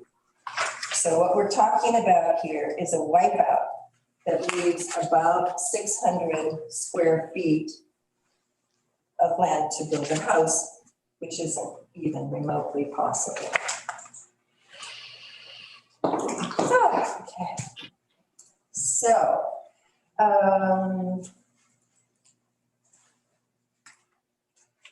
let's go to the next one. So this was really hurtful. Some of our friends and neighbors sent us a flyer that Newport's lawyers put together. I guess they sent it out to the whole community. It comes from the law firm Miller Nash, Graham and Dunn. It didn't come from, the citizens. And it is a shameful, untruthful, fear-mongering effort to bring people out in a pandemic, and it should be condemned by this body. And it says all these untrue, hurtful things, that we're removing city trees, that we're creating dangerous intersections, that we're going to permit a non-conforming street or driveway. Talk to Karen Levant about that. She must be insulted. Ignore the ocean shore setback. Well, that's sort of true. We're saying it's unconstitutional and violates state housing policies, so you shouldn't apply it. I'm not sure we're saying you should ignore it. We're going to a lot of trouble to explain to you why it shouldn't apply. Diminish the historically significant Oswald Bost cabin. It's really all about the cabin. Diminish the national setting of Haystack Rock. Oh, please. Okay, so let's go through each one of these. Next, please. God. So diminish the historically significant Oswald West cabin. So if you can see from this slide, you see all that green space? Well, that's the Oswald cabin and the Roberts' property, but mostly about the Oswald cabin. And you'll see that the sight lines from the cabin don't even see our client's house. So the sight lines from the Oswald cabin, Newport's property, go out to the ocean, and they're really, really beautiful, and like very few people on the planet have. But there's nothing about this little 5,000 square foot lot and 2,700 square foot house that's gonna bother them, except there will be people. It won't be all that green. There will be, some people there, I guess. So they're still gonna have their unprecedented open space and the views that they have enjoyed like nobody else. But what's really going on here, and please don't make any mistake, is that they enjoy the Roberts property as their entitled open space. And that's just not fair. Next. There's another myth that they advance, going to diminish the natural setting of Haystack Rock. That is so ridiculous. It ought to make your stomach turn that people can say things like that to get housing proposals denied. The Roberts home is going to be no different than their home and the other 27 beachfront houses equidistant from Haystack Rock to the Roberts lot. They should be ashamed of themselves for putting that out there and scaring people in the community. Next. And the Roberts home replaces, Daryl, I think this is important to you, it replaces a dwelling that had been previously on the property for 50 years. It was there until like the 80s, and I think it just fell down or they didn't take care of it. I'm not really sure what happened. But you can see it on this slide that there was a driveway where we're talking about the road here, mostly in the non-right of way. There was a house there and it's next to the cabin. And in fact, the interesting thing about it is that the owners then of the cabin actually gave the lot that's now the Roberts lot to their builder to build his house there, and he did.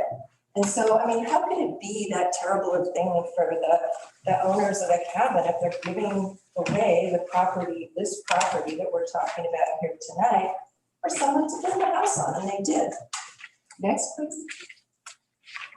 So here's just another slide a little bit later of this house that is where the Roberts are going to put theirs. I was out there today to take a peek at the property, and I personally walked on that house's foundation. It's still there. The Roberts house is going to be on that foundation. Next. So the Roberts home is not this unreasonable intrusion on the Newports. They have more than anybody else. Look at all of that green space. There isn't anybody else in this entire community that has what they have. And they want to take away from the Roberts their right to have just a little bit of it. Yes. And then there's this myth that's advanced by the opponent lawyers. The Roberts lot is unbuildable. Well, that's certainly wrong. There had always been a house on the lot, so it's clearly a buildable lot. And the previous house, I already said that. Their house has been taxed as buildable. It is buildable. It only becomes unbuildable if the city applies the OSL. Next. And then here's another one. We're going to remove city trees to enable this project. Well, I can promise you this, there will be no city trees removed. The trees to be removed for this project are on the Roberts property exclusively. And there is a total of 7 trees that will be removed. 6 of them are alders and 1 of them is a pine, and all of them are very small. The necessary tree removal is 100% consistent with the city's ordinances, and it is the minimum necessary for the Roberts to have their home. Next.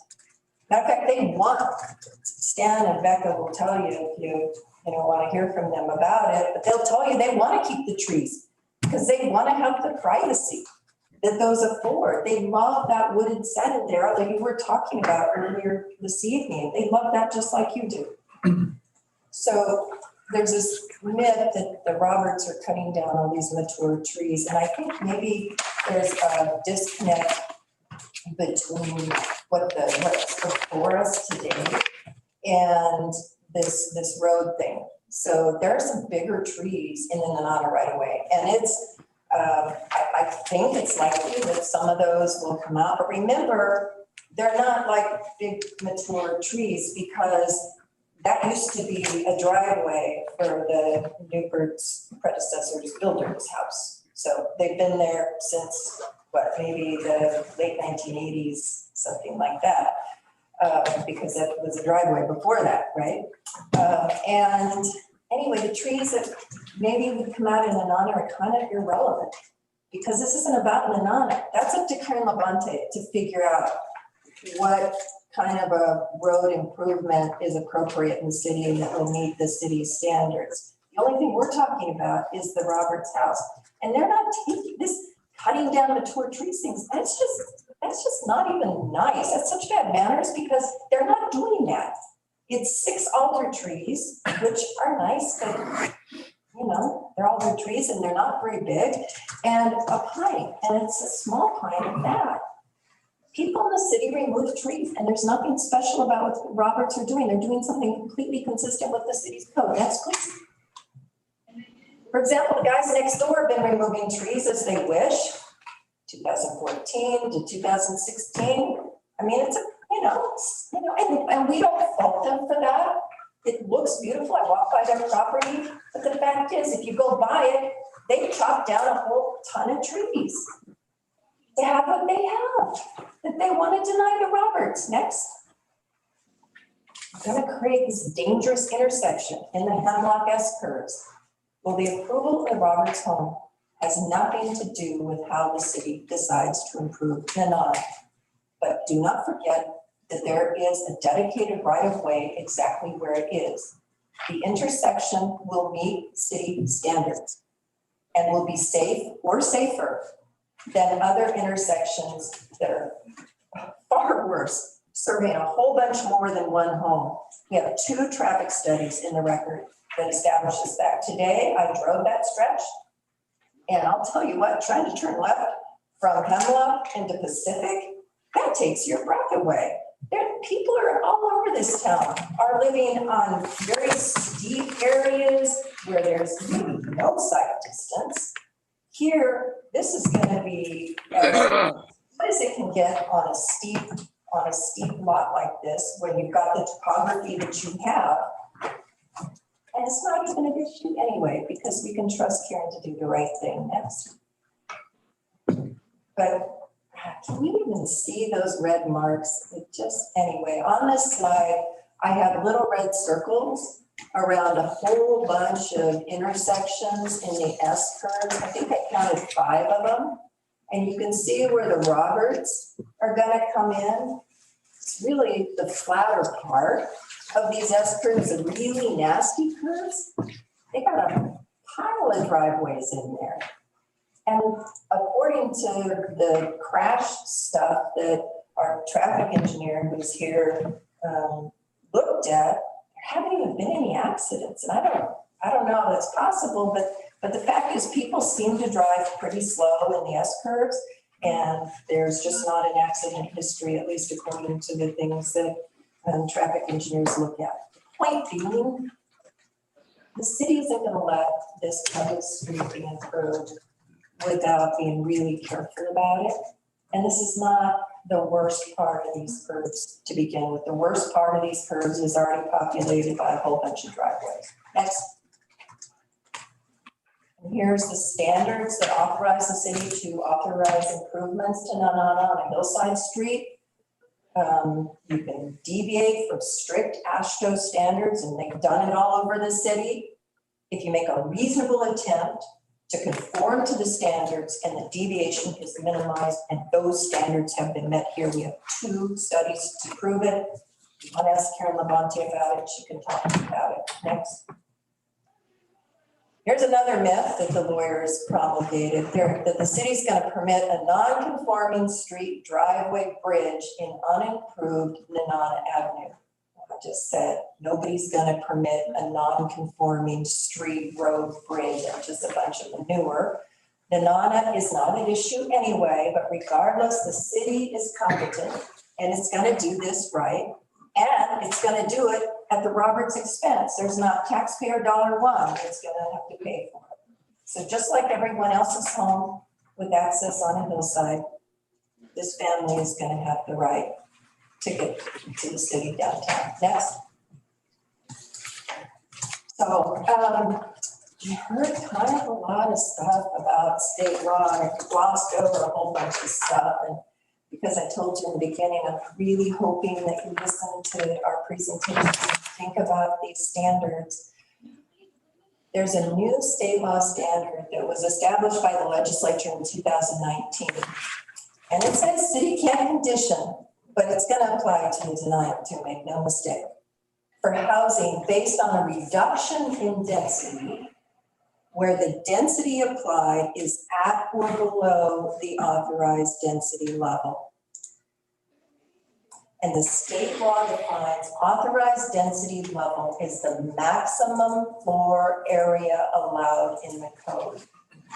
Mr. Kavaisman glossed over that definition, but burn it in your brain because you can't make this stuff up. And when you apply this OSL that has a maximum floor area of 3,000 square feet, and these guys only end up with 600 square feet, you have reduced the authorized density level, and it is going to be Hornbook law that you violate this housing rule. Next. And so here's all the map that shows it. If we were a corner lot, we thought we might be able to eke out 1,400, which is still not good enough, but you know, the claim is that, oh no, you don't get the benefit of corner lot setbacks. And so you go down to 776 or 600 if you take into account the stairs and all the stuff that Jay Raskin said. So whatever it is, if you want to quibble about 1,300 or 700 or 600 square foot house, which none of us in this room want to live in, that demands an unlawful reduction in the density under that definition that the 2018 legislature established. The city cannot defend that denial decision. And maybe they want to, but you just have to think about, why would we want to do that? And that's what I'm hoping that you will think about. Why do we want to do that? Next. There is no reason to do it. The approval of this house harms no one. It doesn't impair anybody's view. And as a matter of fact, you will hear from Don Rodman, who's a well-respected. These guys try to besmirch his reputation and say he's just a hired shill, but he's not. He's world-class geotechnical engineer, and I think you folks all know it. And he says when the Roberts put in the stability beam for their house, that it will benefit everybody on that landslide. So you know there's about 1,000-foot wide landslide in this slice of the world. And it's been active, and the city's been kind of trying to get after it to slow it down. Well, one of the things the Roberts want to do is save that lot of theirs. They want to put a stability beam in to stabilize that lot, and eventually it will connect to their house. And Don Rondema said, and I think I heard it right tonight, that when they do that, that it will reduce everybody's risk in that landslide by 30%. Now, if I misheard him, he'll tell me. But if it's that, talk about leaving it better than you found it. There is none of this developer stuff that the Planning Commission was wrestling with, or turrets, or any of this weird stuff that you were listening to. These guys are going to leave it better than they found it. They're putting in a stability beam that provides a benefit to everybody on this landslide of a 30% betterment. Don can tell you better than me. And this OSL, don't be misled. It doesn't serve any purpose but views. It doesn't do anything else. It has nothing to do with mitigating hazards, and Don will tell you about that. And it can't mitigate hazards. It's completely arbitrary. You know, it's just about where Fred's house is, and where Joan's house is, and where Aaron's house is. It doesn't have anything to do with hazards, and it sure as heck doesn't have anything to do with fire safety. The Oregon Building Code has fire separation requirements that deal with that. This is all about an aesthetic, and I get it. If you can apply it and not take somebody's property and not goof up the city's ability to deliver housing, apply it. But when you got a situation like here, you shouldn't. There are houses that are 200 feet away that are even closer to the ocean, just like a little more than 200 feet away. So anyway, next. And that just shows you that just, I think it's like 230 feet away, there's a house that is about in the same line of sight as the Roberts home is proposed to be. And I just provide that slide to let you know that when you approve the Roberts dwelling, you're not going to hurt anybody. They will be about where the next house up is. Next. This is their property from the beach. So that snag is probably what the city calls Inspiration Point. Their house, their property is that property that's kind of all covered in blackberries. And the reason that there's not a lot of trees on their property to begin with is because it was, again, somebody's house not so long ago. Next. This is their house, their modest little house. Next. And this is what their house will look like on the hill. I just wanted you to know because we got all this bad press about a luxury home, this great big monster and all this stuff, and it's none of those things. Next. That's the Oswald cabin, the 4,100 square foot cabin, and then over a little bit further, you can see the house further north. Next. You can see the approximate location of the Roberts home here, and then you can see another house that's a little bit south. So you can just see that where their house is completely normative. It's not going to be this jutting out gross thing. Next. We've already talked about that. Next. Okay, so clear and objective stuff. So, city and lawyer for the Newports make a lot of fun of me for saying these things are clear and objective, but I think, crawl in my head a little bit and see what I'm thinking.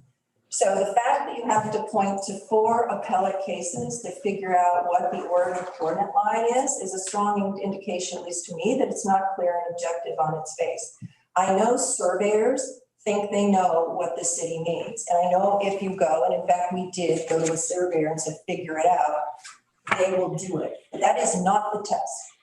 The test is whether I can figure it out on its face, reading the city's code, because the city has the burden and it's got to be on its face. Can I figure it out? No, I can't figure it out. It's not defined in the city's code. And there's not anything in Oregon law that uses those words. In Oregon law, there's something called the statutory vegetation line or the line of established vegetation. The latter requires a value-laden subjective determination regarding what is the established vegetation. It's not clear and objective. Next, at least not in my mind.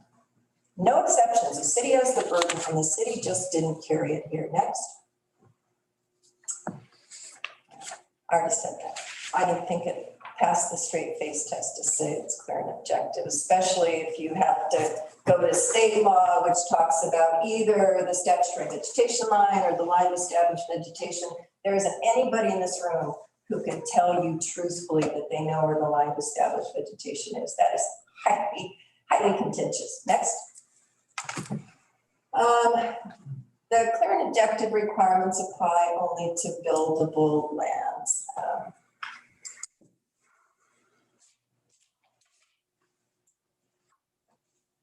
So there's a case that I cite in my appeal papers called Warren versus Washington County.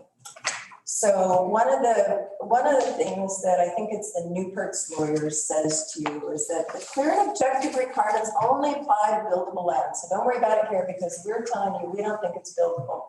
And I just wanted to quote this for you to get rid of that idea. This case out of Oregon, it's a Court of Appeals case from just last year, so it's not that long ago. Says nothing suggests the requirement that local governments regulate housing development only through clear and objective standards applies only to housing development on buildable land. But regardless, the Roberts Law is on the city's buildable lands inventory, so it's buildable. We've already gone through that announcement. Next. Next, please. So pause here for just a moment, and I'm getting really close to being done. Why would the city want to make this residential lot unbuildable? Why wouldn't it want to honor its residential zoning? Following this recommendation reflects a really blind eye to the housing needs of the city that will cause in this, it will just snowball. cause the city to need to expand its urban growth boundary. It will lead to sprawl, it will lead to tear downs and more unaffordable housing, because if the Roberts can't find their retirement home and other people can't find their homes because the city is making all these lots unbuildable, something has to give, right? Why do that? Next, all the easy buildable lots are gone. Portland has houses, it's full of houses on sleeper lots. Again, if you want to do the right thing, the Roberts are building on a single residential lot. They're not tearing down any existing homes, and they're just building a little house to retire in. It should be the centerpiece of what you love. Next. Here's some more evidence that this ocean setback is not clear and objective. Several months ago, the planning director told the Roberts planning consultant that because the property abutted Ocean Avenue, it was not subject to the ocean setback. And they relied on that advice and have come all of that this way. I guess it was more than months ago, it was about a year ago. And the director has now reinterpreted the meaning of a buildable lot now. And I don't really fault him for that per se. It just says to me that it's not easy. It's not clear and objective, because if Jeff, who's a super smart person, thought that initially the ocean setback should not be applied, well, maybe it should be applied or should be applied. It just tells you something. It's not clear and objective. For all the reasons I wrote in my very long appeals, and I really apologize, but diametrically opposed interpretations is a sine qua non of a standard that isn't clear and objective. Next. So the Oregon coordinate line, plot and average. We're going to go through plot and average, and then we're about done. Next. We believe that the way the city code is written, that the cabin is separated from the ocean by a plot. A plot is defined in the city's code as a lot. So if there is a plot that separates the cabin from the ocean, you don't have to count it in the OSL. So I'm giving you reasons to go, okay, the OSL doesn't apply. Not that you shouldn't apply it, I'm giving you reasons why you shouldn't apply it. But now I'm explaining, okay, there's an interpretation of your code that allows you to say, we don't need to apply it. We can do the right thing here without worrying about all that constitutional stuff. Next. So the cabin is on a really, really big piece of land by city standards. And it has a whole area in front of it that would qualify as a buildable lot. It's a measurable area of land that is capable of a person establishing a home. And it's within what the dictionary says is a plot of land. It describes an area of land to be developed. And in fact, your buildable lands inventory contemplates that plot will be developed. Next. So if you look at the developable plot to the north, where that yellow arrow is, you will see that that is pointing to the cabin property. Right in front of it is this yellow area, which is a plot of land, which that buildable lands inventory says is partially vacant and is anticipated to deliver, housing for the city over the planning horizon. That means it's a plot. And we can stand on our hands and tie ourselves in knots to try to deny the Roberts their home and say, oh, well, we don't really know what a plot is, but it's really not a plot. Well, for heaven's sakes, why? It is a developable area of land and it's shown on your own buildable lands inventory. Next. Average. Boy, did the lawyers have fun with this one. But here's the thing. You can have a group of one. You can take a single value and divide it by one. But the number you would get is the number you started with, and it is not an average. And you only apply the ocean setback if you can average. And the question that is not clear and objective is if you only have the Newport's Cabin to measure, are you ever gonna get an average? Or is it the case that your own code doesn't contemplate the ocean setback being applied somewhere where you can't average? To call the resulting number of one data point an average is a stretch, but it sure as heck isn't clear and objective. And this is a math major right here. Next. Okay, so now I'm done. Oh my God, you're so glad. I'm so sorry, but it's so important, and that's why I've taken all this time. I just really wanted to listen, and I thank you very much for doing that. So you really need to remove the OSL here. It's the city's chance to do the right thing and to approve the Roberts' dwelling. There's no difference between a denial or a condition. We know that the United States Supreme Court gives you permission to do that. But when the city applied the OSL the first time to this property, we know that doesn't matter. The United States Supreme Court has told us that. We know that denial is a total wipeout and or leaves just a token interest. And I know that's an unconstitutional taking the city can't defend. They may tell you they think they can, but you think about it.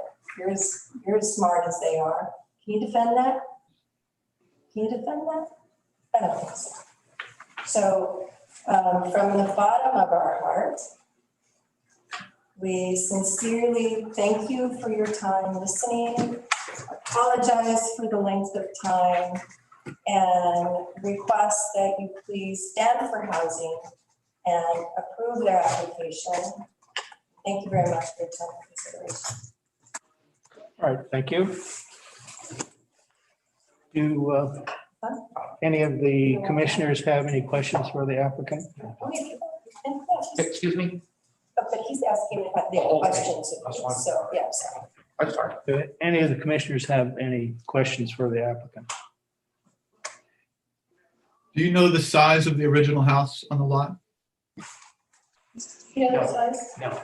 We don't, I'm sorry, we could get that for you. And you know, because somebody has requested that there be a continuance, we have to grant that anyway, and I'd be happy to get that information and bring it back to you if you would like. Yep. How many years ago did that original house slide or whatever happened to it? What, did it end? It's This is Stan Roberts, the owner. yes, the house was built in the 1930s.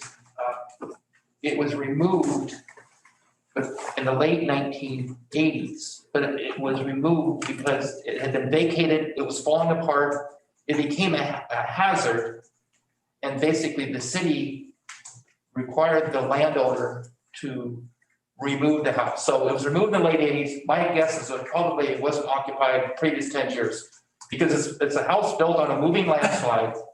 And I'm sure there's major failures with broken pipes, broken walls, roof leaking, it was falling apart.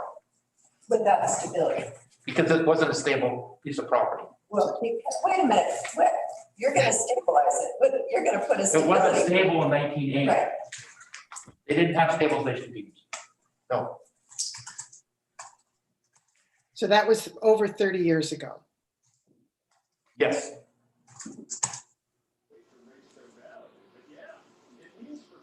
Okay.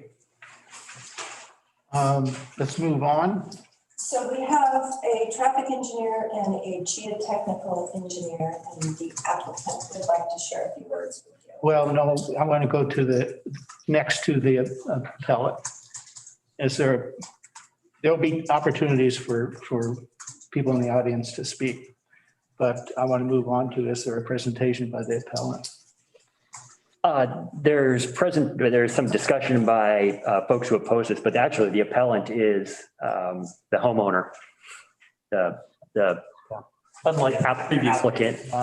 The posture of this case is very funky. But I'd be glad to speak. I think I signed up first on the folks to testify.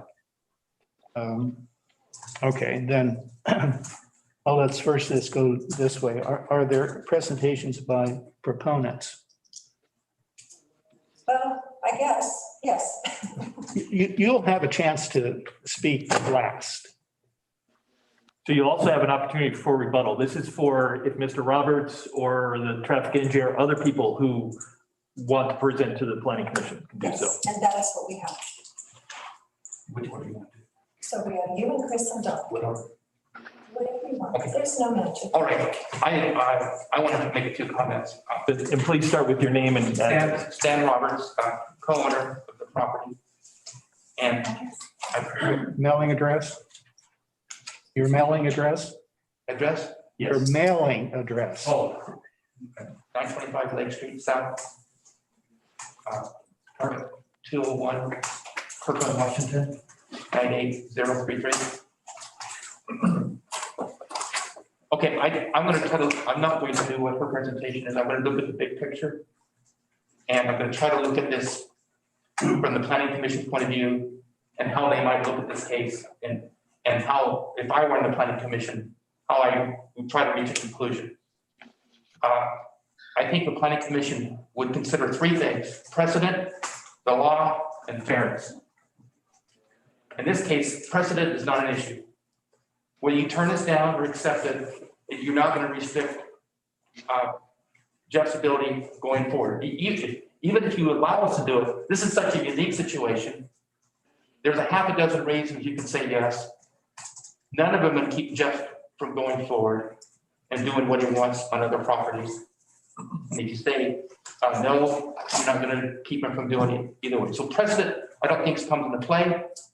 Law, I'm not going to talk a lot about law. She's done that. I'm not a lawyer, but I think the legal arguments are very compelling. I would expect the legal arguments from your point of view to be somewhat compelling. And no matter what Bill tells you, I guarantee you, if you put a lie detector on him, he's not going to say he's going to be excited about defending this case. And if you go to, what's it, Lupa? No, Lupa. There's no way he wants to defend this Lupa. He does not. I guarantee it. Having said that, I think the most important thing is from this point of view is fairness. And I think if you didn't think it was fair, even though you think the law might be in our favor, you might vote against it anyway and say, it's not my job, I'm not an attorney. And so I want to try to argue the fairness of this case. And I know she's made a lot of arguments, and I want to talk a little bit about fairness. And there's really only two parties. No matter what you say, there's only two parties. It's us and the neighbor. And your job is to be fair to our neighbors, and your job is to be fair to us. And for the neighbors, your job is to protect their view of the ocean. And the job for us is to protect our ability to build a reasonable home. And we think we're proposing a reasonable home. And in looking at this case, looking at the sightline, and it's partly because our property is so far away from theirs. They have a gorgeous view of the ocean. We don't block the ocean. Even the house to the north, which is even closer to ocean, ours doesn't block their view of Haystack Rock. They have a wide view. So if you look at the satellite pictures, our house would protect the fairness of them to see the ocean. But I'm going to talk a little bit about the history because I'm going to try to tell you where they are based upon what I understand. We know this house was built in 1920 by Governor Oswald. He gave the land that I own right now was given to the builder. He had this huge lot. Why did he give him that land? It was so close to the ocean. Well, you know why? Because he knows it wasn't going to block his view of the ocean. And it didn't. If he thought it was going to block his view of the ocean, he would have given property further back. He owned almost an acre. House was built in the 1930s. In the 1950s, They finally got their first neighbor to the north, which is far closer than their house and far closer than our house. And guess what? That didn't block their view to the north. Even though it's closer because they're so far away that the angles are such that they can see Haystack Rock, they could see to the south.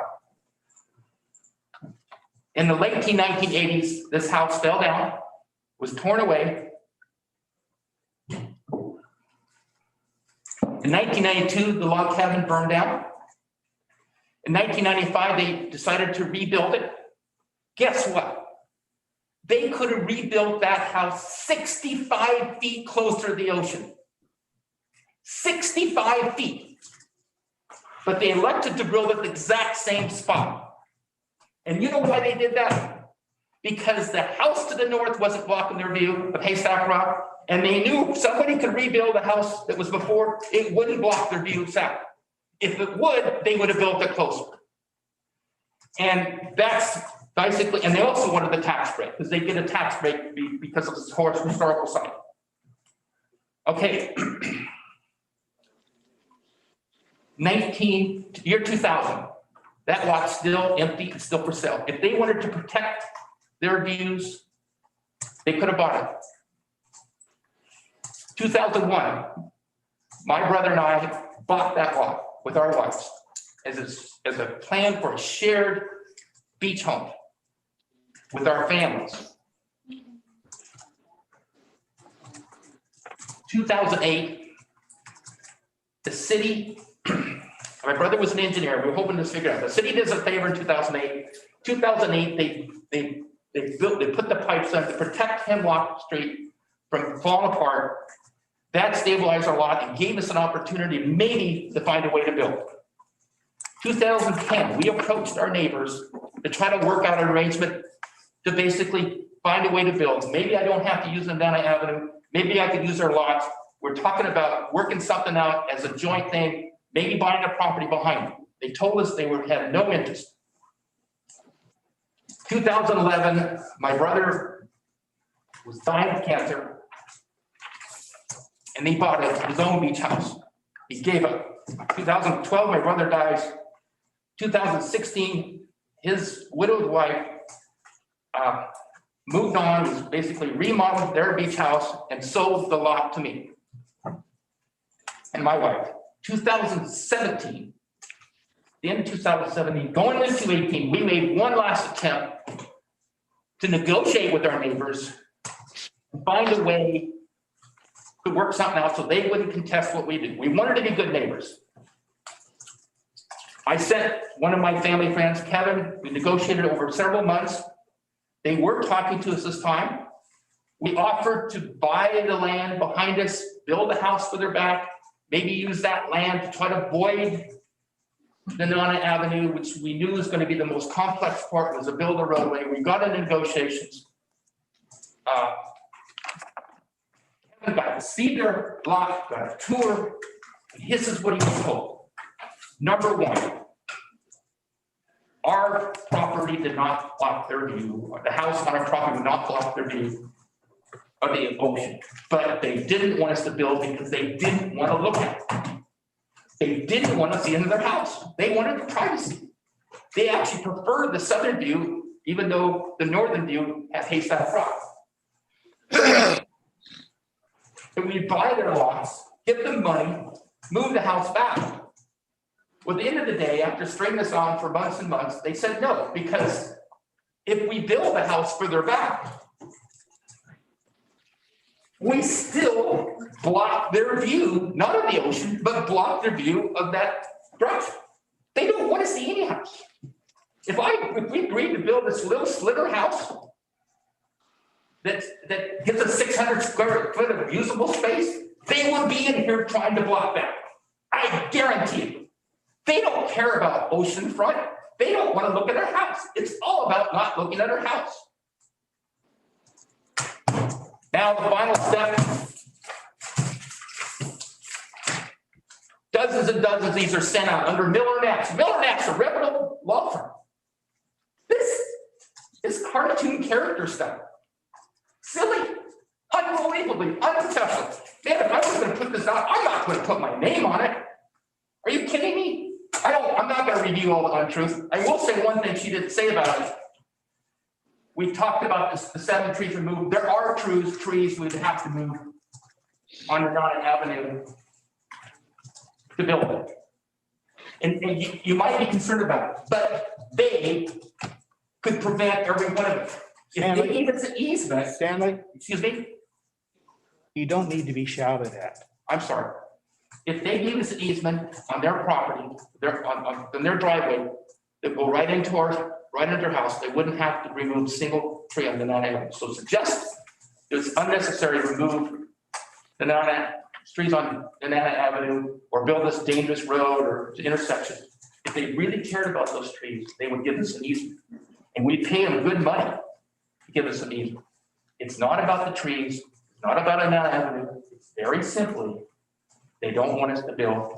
They want that sight line preserved forever. They want that perfect view. And the last thing I'll comment, there's another very simple solution. Neighbors, if they don't want to look at our house, they own so much land between us and them. All they have to do is put in more trees and they won't even be able to see us. They have so much land. Most property owners are so close together, they're like 10 feet apart. You can't put trees to protect you. They have all this land with trees, and I'll pay for the trees. I'll pay to put the trees in if they want the privacy. I'm sorry for being too loud. I apologize for that. I'm very passionate about this project. I'm very upset it's even gone to the planning commission. It should have been approved long ago. I don't think it belongs to the planning commission. We're not asking for multifamily housing. We're not asking for anything but a reasonable home. All right, so, All right. Okay, are there other presentations by proponents? Would you like me at the podium? Yeah, your name and mailing address. Don Rondeman, Geotech Solutions mailing address 20978 South Springwater Road, Estacada, Oregon 97023. And I'm here on behalf of Stan and Becky Roberts. I'm a geotechnical engineer hired for the project. I do have some history with the project since 1995. I worked for the previous owner on the project to evaluate it. There were, when I was with another firm, there were a lot of instruments put on the property. The documents that I read, an article that said the geotechnical analysis was inadequate, which is honestly one of the most absurd things I've ever heard of. For this 5,000 square foot lot, there's 3 borings that go 25 feet below each level. There's a history of inclinometer readings and monitoring. There's surveyed slide movement data. I probably spent 4,000 hours working on the stability analysis for the S curves for the city, putting in 19 horizontal drains that since in 1999, the city South Sewer main ruptured, and the city's objective was to reduce damage to hemlock and that force main. And in 2007, 2008, we designed a system. Why don't you turn it down a little? Like that noise.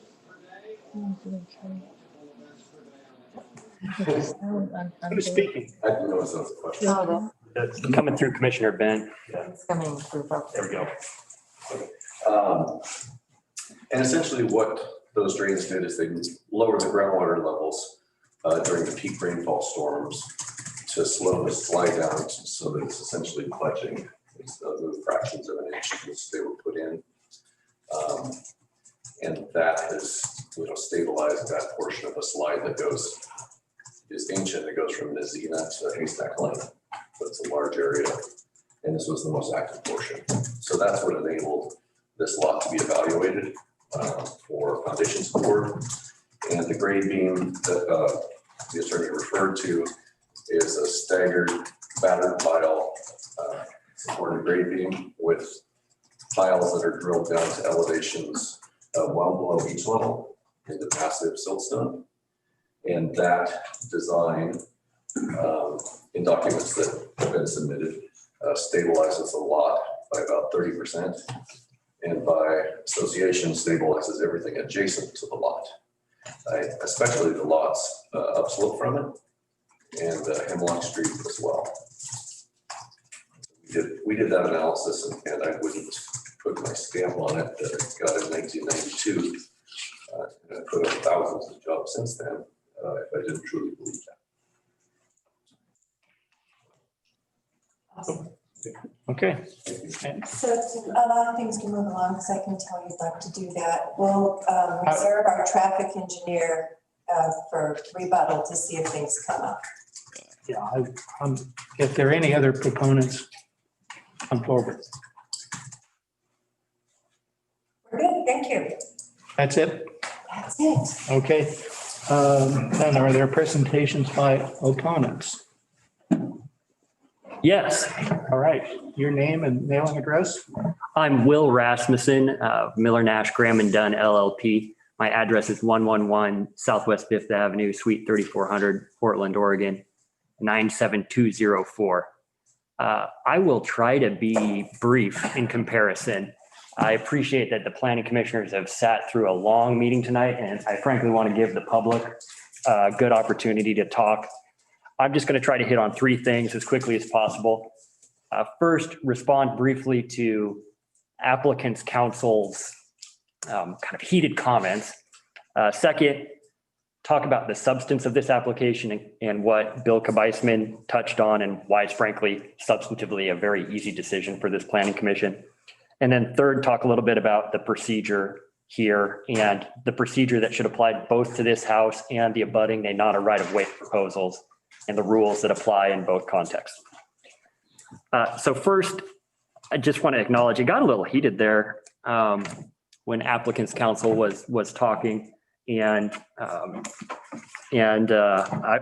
was, I think, the person described as shameful, untruthful, fear-mongering, and I think it's safe to say generally a scallywag. I will demur on most of those, but I am not untruthful.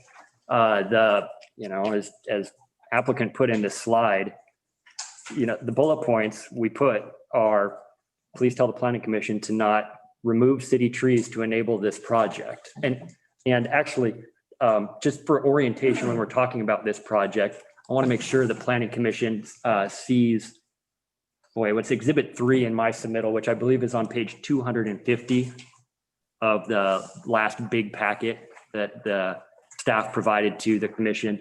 It's a rendering that applicant submitted to the city of the house and the road from the beach direction. I'll just flip this around in case anybody can actually see that. Say what page is this again? I believe it's page 250 of 255. If you go to the end of the second big submittal, the one with 255 pages from opponents, asking the commission to not approve this, and scroll back 5 pages, you should run into it. Now I have that. There we go. So that's what we're talking about here. And that's like looking kind of up. If you go down one more page, it's like you're looking up from the beach. Looking up from the beach at this currently forested hillside right next to the Oswald West cabin. Now they're saying this is untruthful, that they propose to remove city trees to enable this project. Applicant admitted that that's right as it relates to Nenana. There's about a dozen mature trees that fall under the tree code that would need to be whacked to allow the proposed road that applicant has already submitted. And they said, let Karen Levante take that. There's land use approval criteria at play that relate to that road, specifically the ocean shore overlay, which I would strongly encourage the planning commissioners to take a look at in chapter 17.42. When you do, you'll see there's that one, the ocean shore overlay applies to all of this parcel and all of the unimproved Nenana right of way. The entire thing is in the ocean shore overlay. It's mapped. And second, you'll see that there's about 30 approval criteria at play. And so far the city's applied one correctly, the ocean shore setback, which is, Bill Kabisman went into it in depth, and I'll get into it a little bit, but it's pretty clear. So remove city trees to enable this project. True. Create a dangerous intersection in Hemlock S curves. In my opinion, that's true. You can look at the curves around there, both the vertical curve and the horizontal curve. And I don't think, I don't think we'll see a traffic engineer stand up and say this is a preferred location for an intersection. Permit a non-conforming street, driveway, bridge, and unimproved Nenana. It would be non-conforming because it doesn't comply with the ocean shore overlay. Take a look at those rules and tell me how that thing could possibly comply with it. Ignores its ocean shore setback rules. I guess as appellant's counsel pointed out, that we could have a semantic disagreement. They're saying they don't think it should apply. They're not ignoring it. I'm saying they're not applying it. It's just plain city code. Diminish the historically significant Oswald West cabin. You will hear from a number of members of the public about the historic significance of the Oswald West cabin. We put in our submittal quoted paragraph that I think you'll hear about that talks about how the history of Oregon with the governor of Oswald West at that cabin. It's believed that that is where public access to beaches and not allowing private development from the tidelands was envisioned.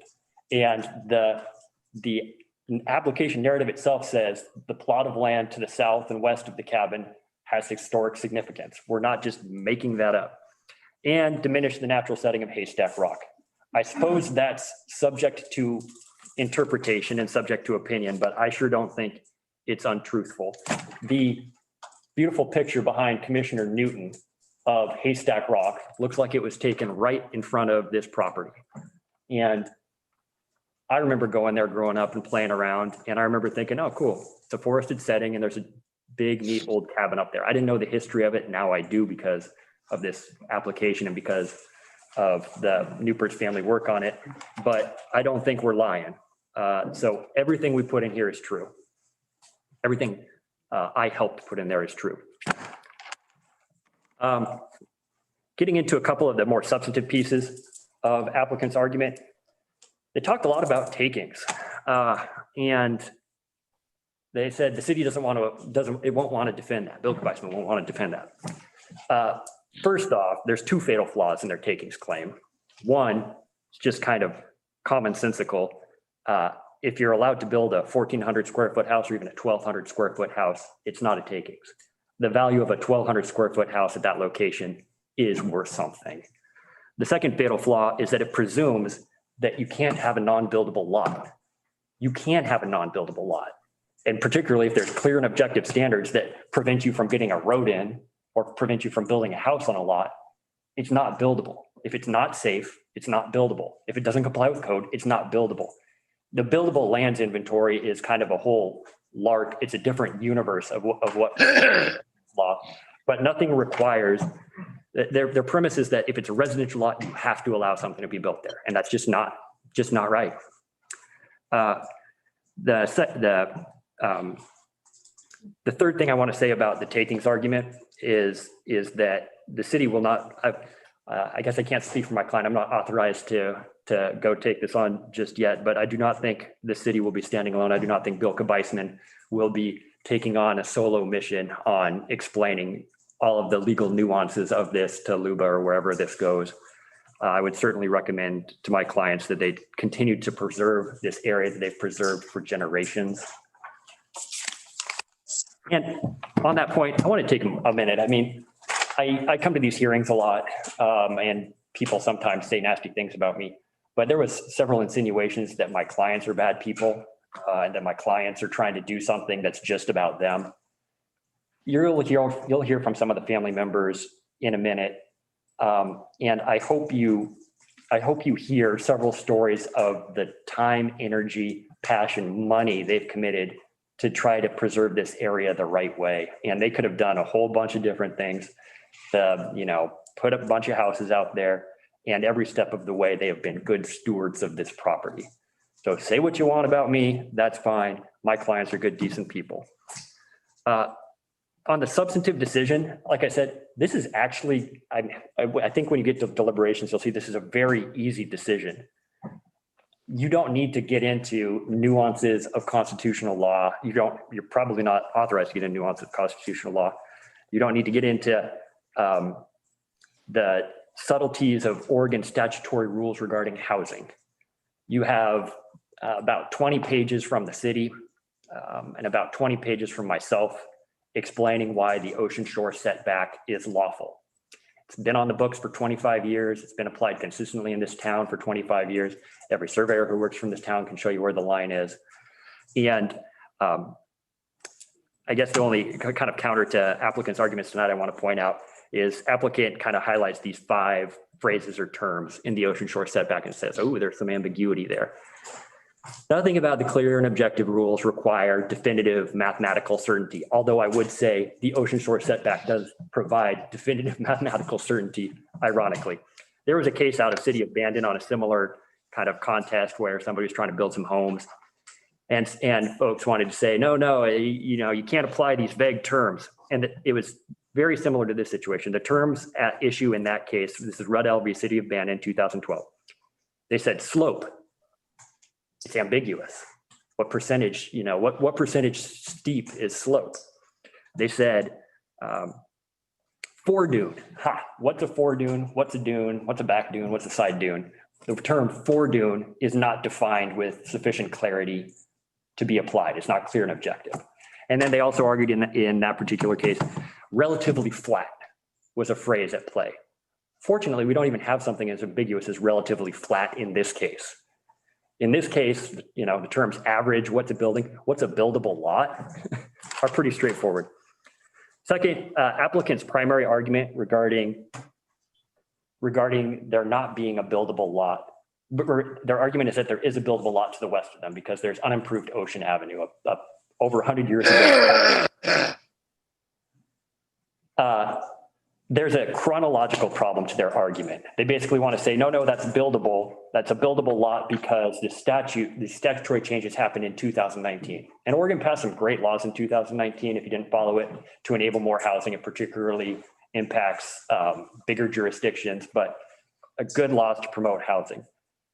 But the statute at play that this body needs to interpret is the city code, the ocean shore setback. So if they want to take this up, and I'm up at LUBA, hopefully, if necessary, defending this decision.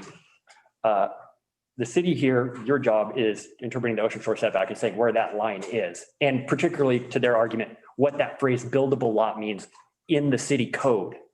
Those statutes that they're trying to use to argue, hey, it's buildable, that right of way is a buildable lot. That argument all flows out of laws that happened in 2019. The people who drafted the ocean shore setback, the oceanfront setback, your predecessors about 25 years ago, clearly did not intend for a vacant right of way that's literally on the beach to be considered a buildable lot. And LUBA, if it goes there, will have no difficulty reaching that conclusion.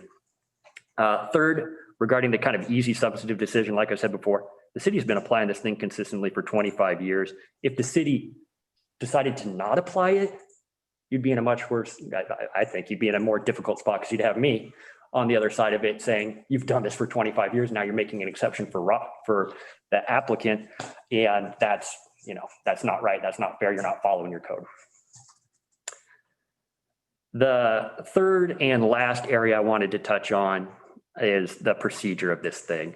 And this relates to what I alluded to earlier with what you guys have in your code in the oceanfront setback, the OM overlay. It's in your chapter 17.42, and you have a map that if you want to scroll up, it's on the page right preceding the renderings that we showed you. So it'd be about, there we go. There you go. If you have the ability to zoom in on that page up on the north side, you can kind of see the S curves right there. Zoom right in. Thank you. All right, that's great. There's the S curves. You can see Nenana Avenue. That overlay. Just one sec, sorry. Oh, no worries. That overlay, it incorporates all of the parcel and all of the right of way.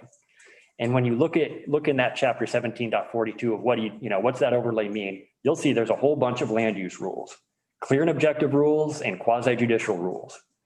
And that means under state law, particularly ORS 227-175, that you require a public hearing, just what you would expect for a big land use decision to try to build a house with a road flying 25 feet up in the air in the ocean front setback.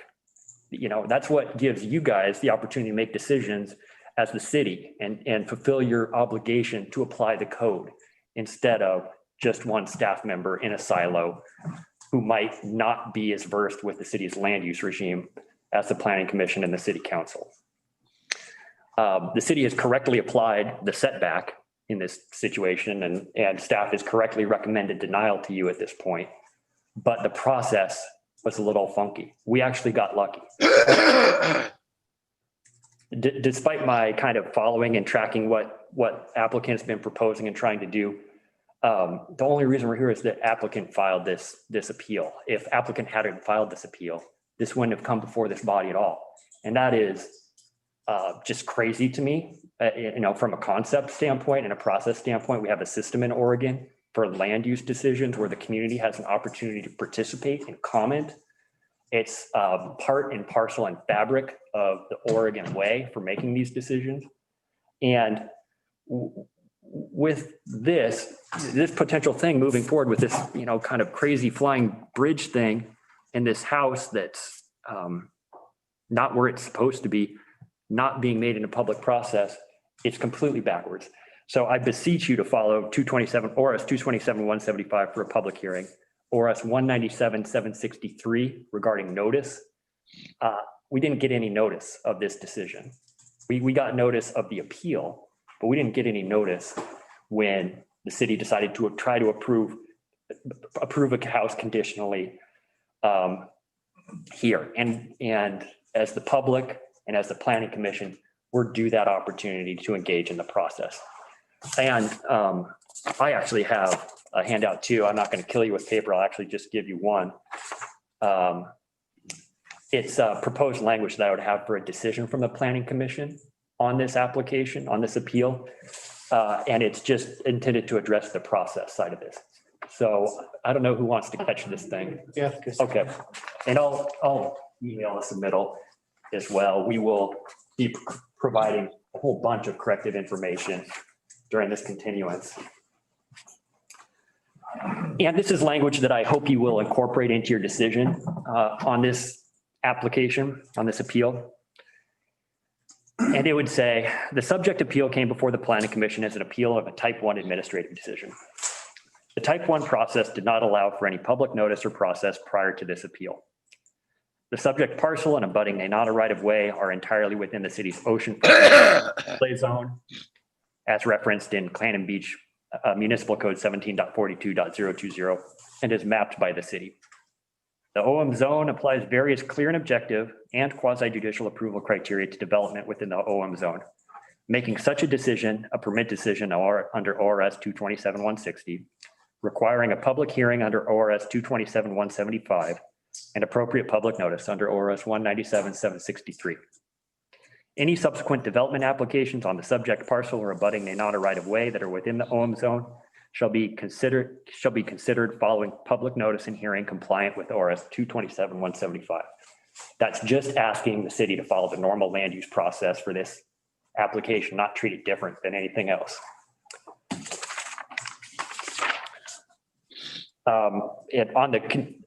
That sums up my remarks. On the continuance issue, we would request a continuance to at least next month so that we can provide kind of corrective information, factual information. The one question I kind of heard from the planning commission that I suspect they'll hear from several members of the public about is regarding the old house, or what's been referred to as an old house. And I'll let people who know better than me speak to it, but my understanding is that there's never been a real house there. There was a structure, nothing with plumbing, nothing with sewer, nothing with a kitchen, just kind of a structure of some sort that was not a habitable dwelling ever. But I'll let the experts talk to you about that.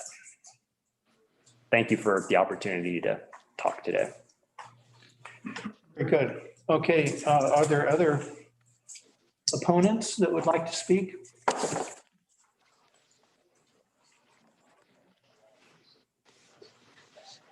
We are out of chairs. Oh,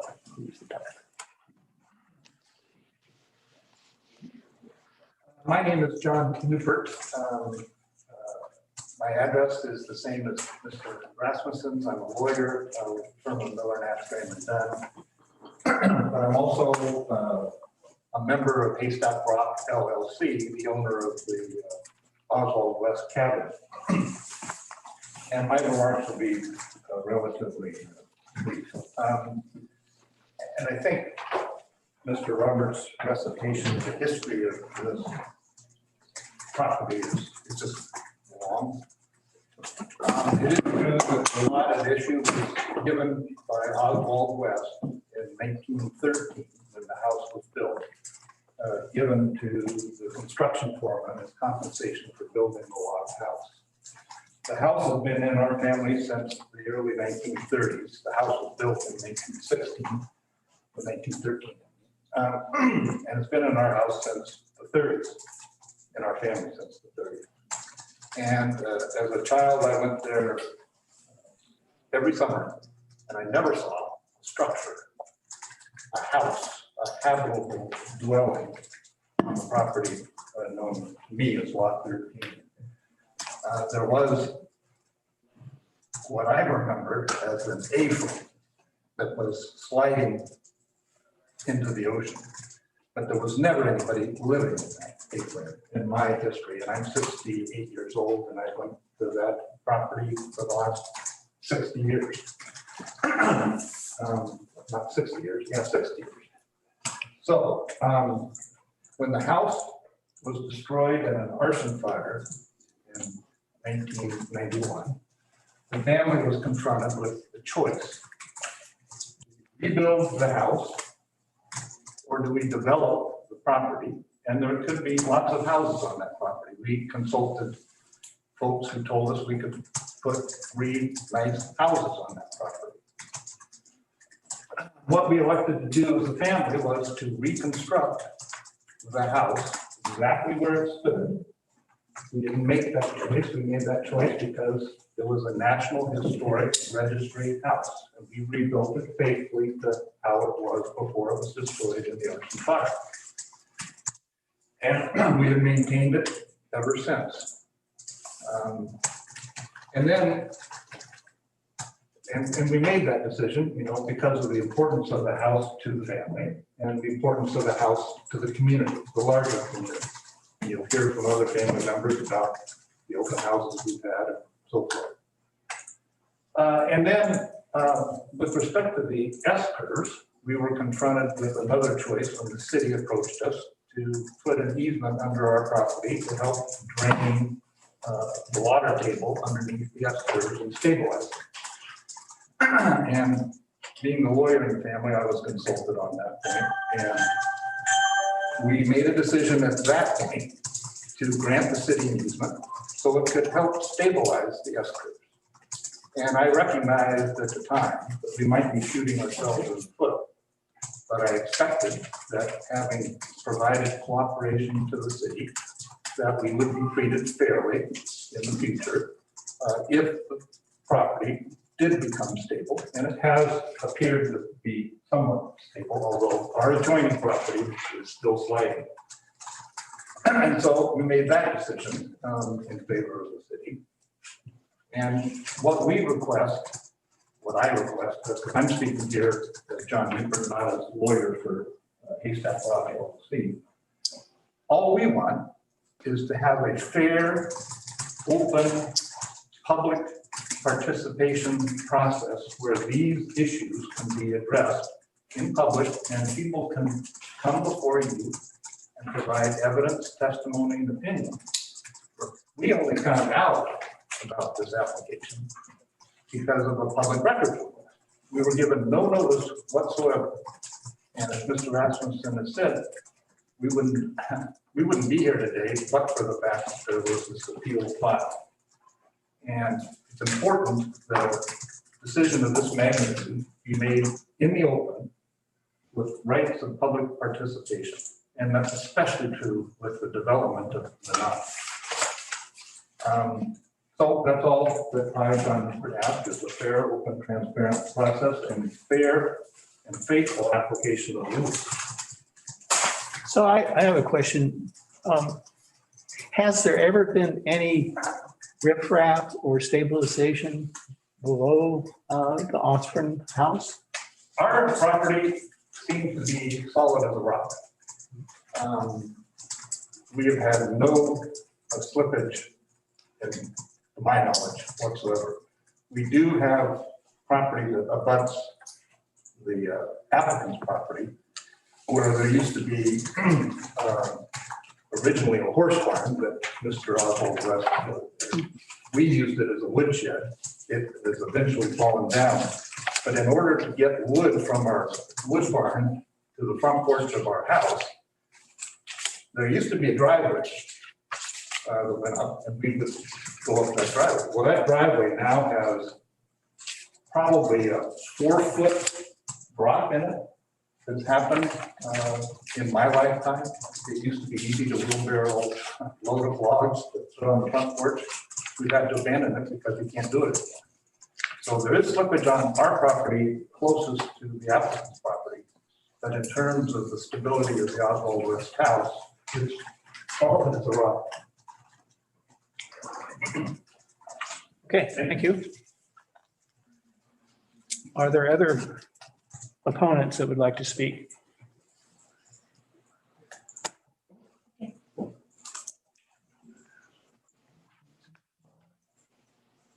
Hi, good evening. It's been a long evening, so I'll be short. I'm Carolyn Newport Gordon. John is my brother-in-law. I have my son Kevin, my daughter Kristen, and And your mailing address? My address, I'm sorry, 4075 Southwest Turning Lane, Portland, Oregon, 97225. I truly come in peace, and in a strategy, I'll say that we have used over many decades to preserve the historical significance of the property. It means a great deal to the Oregonians and to others from Washington and California that have come to see the house over many, many years. I'll tell a story, just a short story. We've held that house open, partnering with the Cannon Beach Historical Society many, many times. In 2018, September, almost 2 years to this very day, we had 500 people from Oregon, Washington, and California come through that house. It meant that much. People would be in Portland, hear that the house would be open, and bring their relatives down to go through this very significant property that Governor Oswald West dreamed would be preserved as a historical site, coupled with connected to the now protected Haystack Rock and what we now call Inspiration Point. It's a beautiful, peaceful, tranquil, energy-filled piece of land. That's our aim, is to keep it there. We really, the Roberts, I'll take a breath here. It was hard to listen. I'll just say that about that. For the stewards that we've been and what we've done to preserve this property over the years with heart, money, and care. In September of 2018, the 500 people that came through in one afternoon, there was one special little story I'd like to share. A woman, a lovely woman, 90 years old at the time, had a dream when she was a teenager, 12 years old, 13 years old. She had heard about the log cabin that was built from Sitka spruce on the property. Had a dream to come and see Governor Oswald West's summer retreat. Lo and behold, she and her family, they came around from the north, around Hut Point, to see the property. When they walked up through the sand and stood in front of the original cabin, she said her goosebumps were bigger than life to see the rock to her left, the what is now Inspirational Point to her right, and that magnificent bluff with the log cabin on it that was Governor Oswald West. And we don't want to deny what he's done for the beaches of Oregon. It's monumental. His reputation, that house, has lived on for decades. That piece of property is 107 years old now, and it's the Newport family's desire to keep it another 100 years. We won't be around to see it, but we have a legacy and lineage with it. This 90-year-old woman, going to say, said she was so appreciative of the preservation and the beauty, what nature has delivered to that site. To see it still intact, and her hope was to see it for many, many more years. Not that she would at 90, but she was so inspired to see that we had done what we had done for the property that way. She told her story in the house. She walked the property, and her story was told through tears rolling down her cheeks, because it's a beautiful, none of us can deny what a beautiful site it is. And to preserve it is what we should do. I really do ask the city, you commissioners, to highly consider using your rules, abiding by your rules, and doing what's right to preserve this National Historic Site as it is now, a beautiful piece of nature that should live on for many, many more decades. Thank you. Thank you. Are there any other opponents that would like to speak?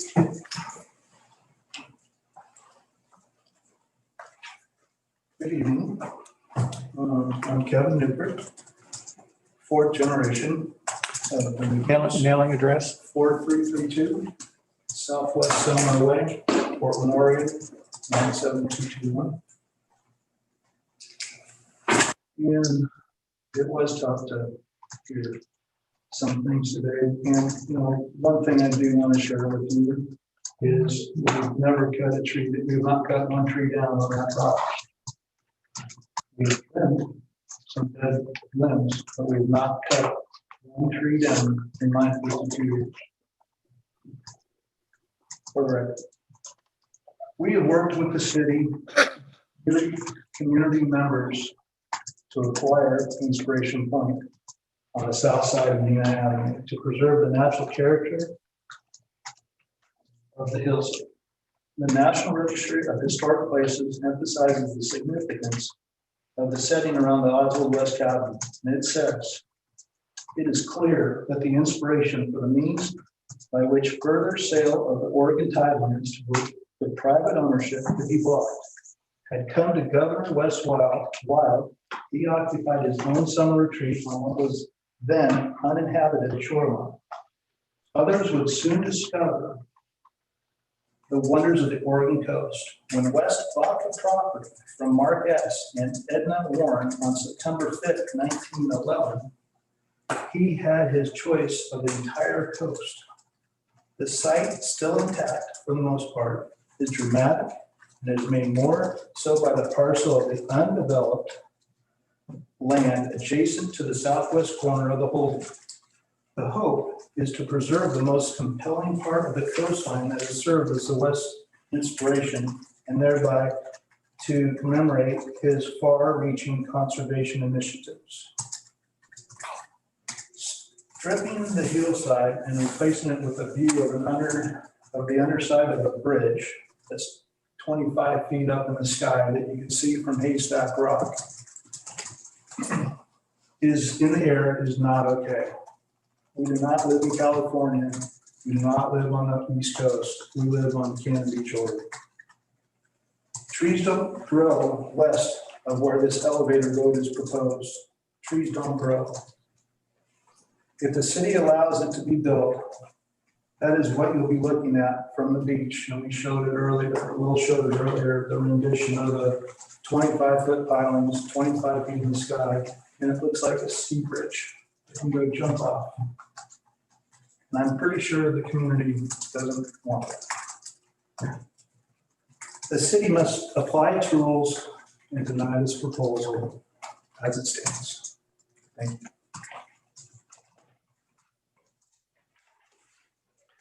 All right, and are there any other opponents that would like to speak?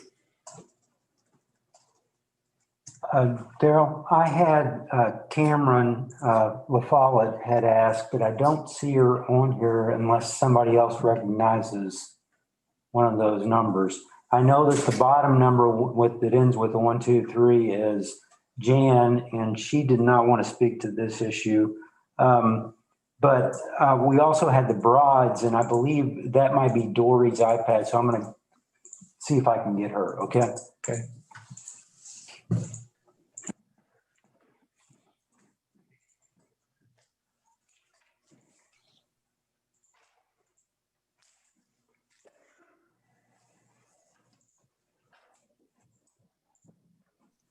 Doesn't seem to be responding, so.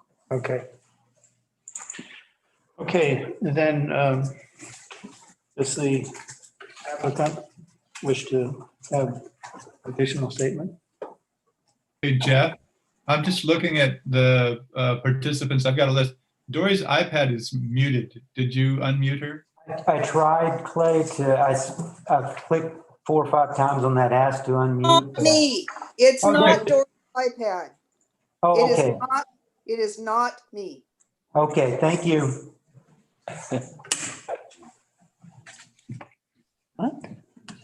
I guess that person doesn't want to speak. Sorry. Well, there's something called Dory's iPad. Yeah, I think she's saying that's not the person we're referring to. Yeah, she didn't want to.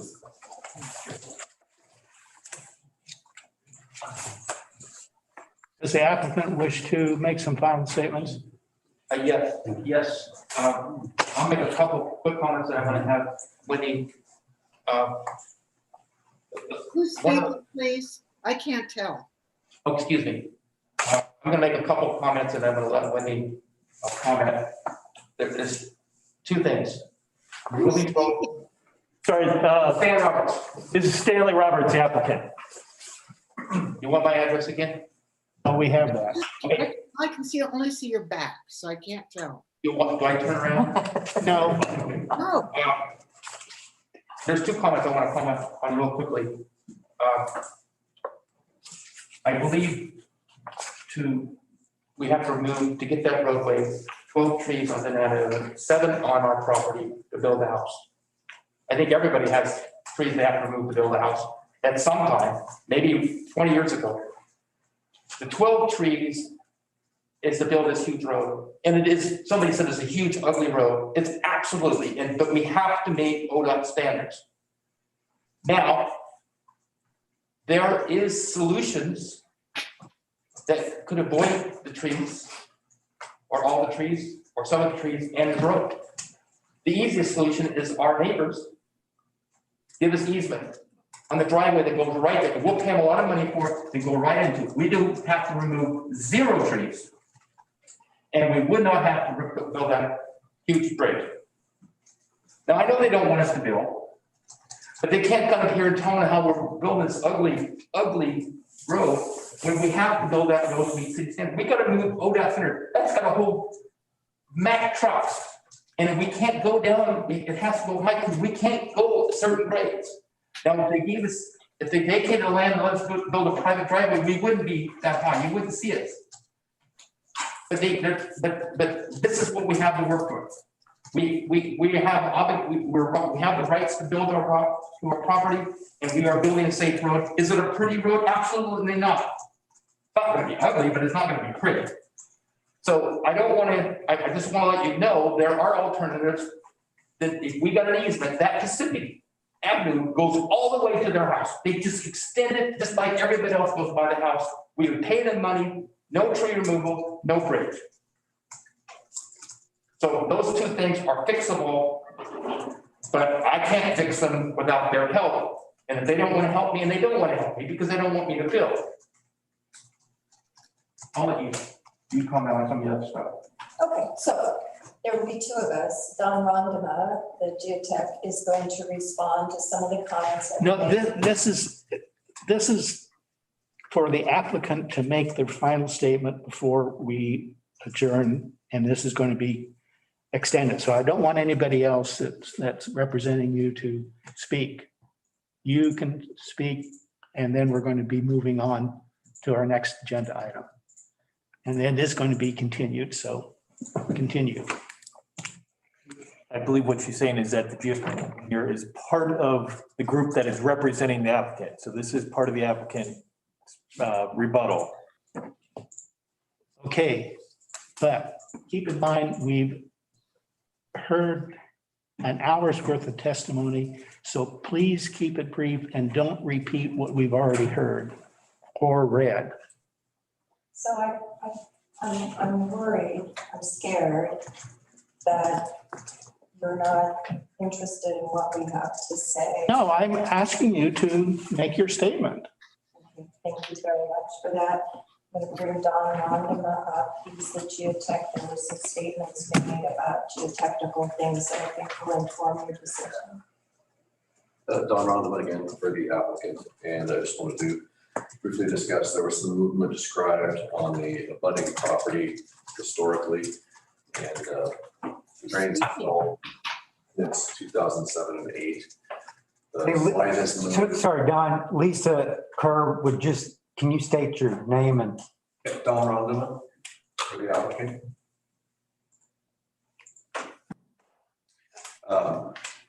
There's a statement made about movement on the adjacent abutting property. And since the drains were installed, our measurements to near 1/1000th of an inch data shows only fractions of an inch of movement deep in the slide since 2007 and 2008. Thank you.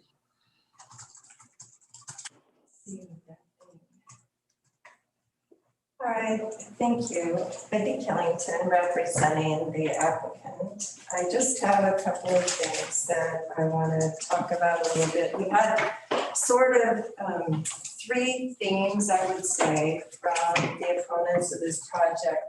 And one is astonishingly, I think, in agreement with our point of view that the city's process is very much not clear and very much not objective and very difficult to figure out, and imbued with that unreasonable cost and delay element. You heard Mr. Rasmussen object to it. You heard Mr. Newport object to it on the basis that, you know, we didn't get notice of the initial decision. I guess they got notice of the appeal. And of course, they've had a lot of process here, but nonetheless, they're telling you what I am telling you is that right out of the box, the process doesn't meet those state law standards. It's impossible to figure out. That's the first thing. The second thing is that Mr. Rasmussen is mistaken about the ocean overlay. He told you several different times that it doesn't allow roads and that you really needed to look at that. But the third thing that the ocean overlay says is allowed is maintenance and repair of existing streets, sewer lines, drainage, blah, blah, blah. This is an existing street. It's undeveloped, but it has been developed. And it is a right-of-way in the city's code defines a street to include a right-of-way. And there's a really good reason why you don't want to head down the road Mr. Rasmussen is taking you on.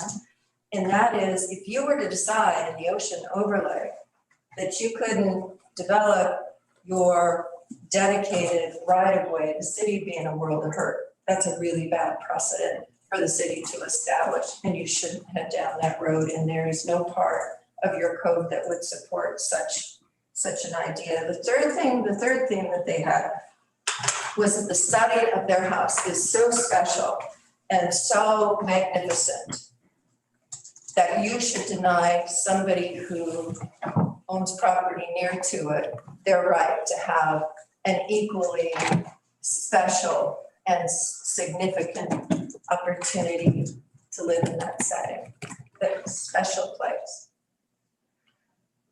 But let's imagine if when Governor Oswald was wanting to build his house, if somebody like the Newberts or Mr. Roberts or anybody else came and said, back in the day, we can't do that.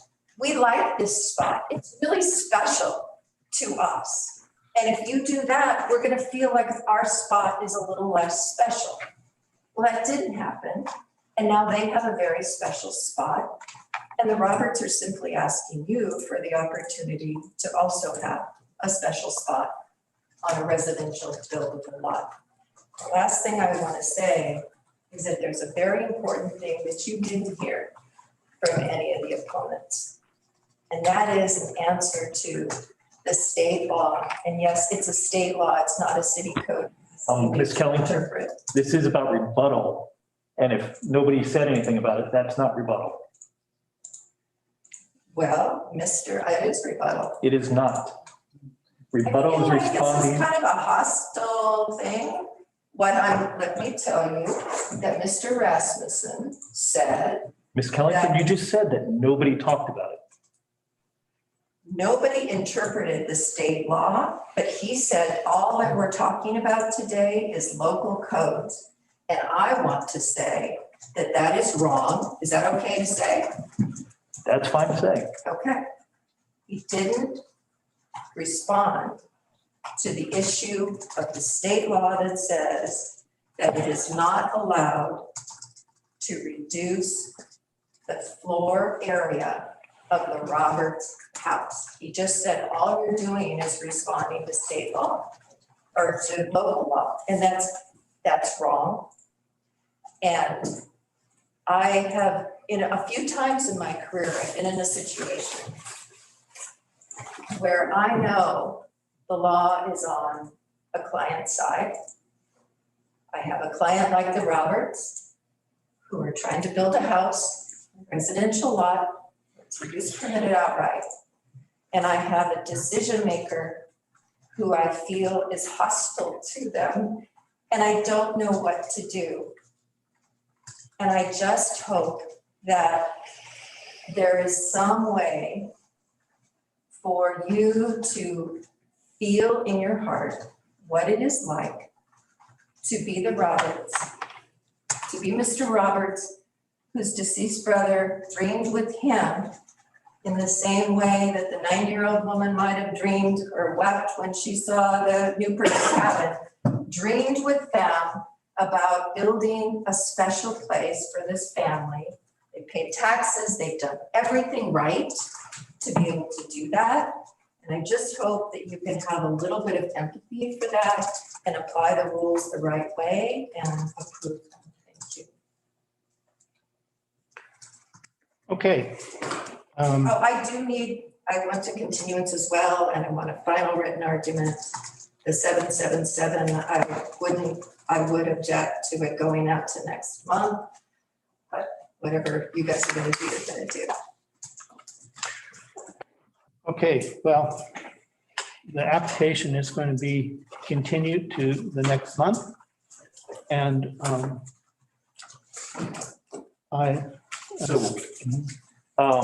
There has been a request for continuance. You heard Ms. Kellington's perspective on it, and it's certainly the general option. If somebody requests that meeting be continued, you can either continue it and reopen the hearing at its next meeting in November, or you can have a 777, where 7 days for people to submit anything, 7 days for response evidence, and then final written argument.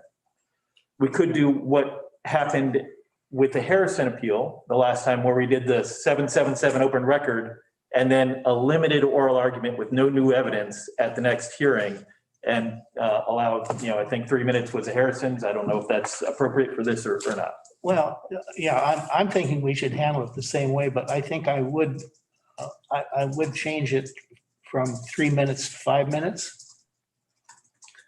But I would handle it that's how I would. So what we do is have an open record period until next Thursday, which is the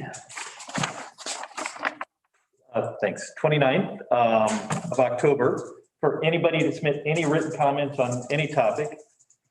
Then until November 5th, for anybody to submit responsive comments and evidence responding to whatever came in the first week.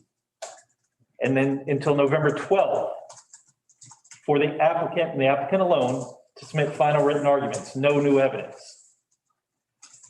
We would then have the hearing, continue the hearing at the November meeting, where anybody can make oral arguments for up to 5 minutes. And what's the date of that hearing, Mr. Adams? 22nd, is it? on the agenda. Changed it because of things. Oh, Thanksgiving. 17th and one. I think it's the 18th. 17th is It is the 17th. So we changed it to. Okay, so then it would be continued at, the hearing would be continued at 6 PM on, what was that? Tuesday, the 17th of November. And you said anyone can speak for 5 minutes? Yes. Okay, just want to make sure I have that correct. No new evidence. It's only about oral argument that came in, that's part of the record. Okay. And moving on. This is a official hearing. Public hearing consideration. Oh, no, that's just. Or move to the next hearing. Because of the length of the hearings we expected, that was moved to our next meeting. Oh, okay, removed from the agenda. Thank God. So then we can just go on to the last. No, I forgot to switch that part. So- The agenda does it. It's probably going to take a couple minutes for the people to clear out. I don't know if you want to work through that or take a quick break. No, if this other item is going to be moved on. Yeah. I mean, like after the first. I don't think the people on Zoom can hear you. Excuse me. The planning commission is continuing. If you could take your conversations outside, that'd be much appreciated so we can continue with the meeting and get home ourselves. Thanks. Thank you for coming. Thank you very much for coming. We look forward to seeing you next month. Thank you, Jeff. So the zoning ordinance text is moved on to next month? Yes.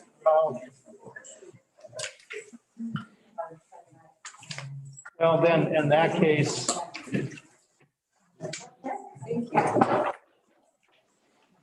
My, it's nice. I didn't know Bruce and Karen were here. Okay, so, yeah. Any comments on the tree report? Oh, we need to do a motion to approve the orders. Oh, yeah, that's right.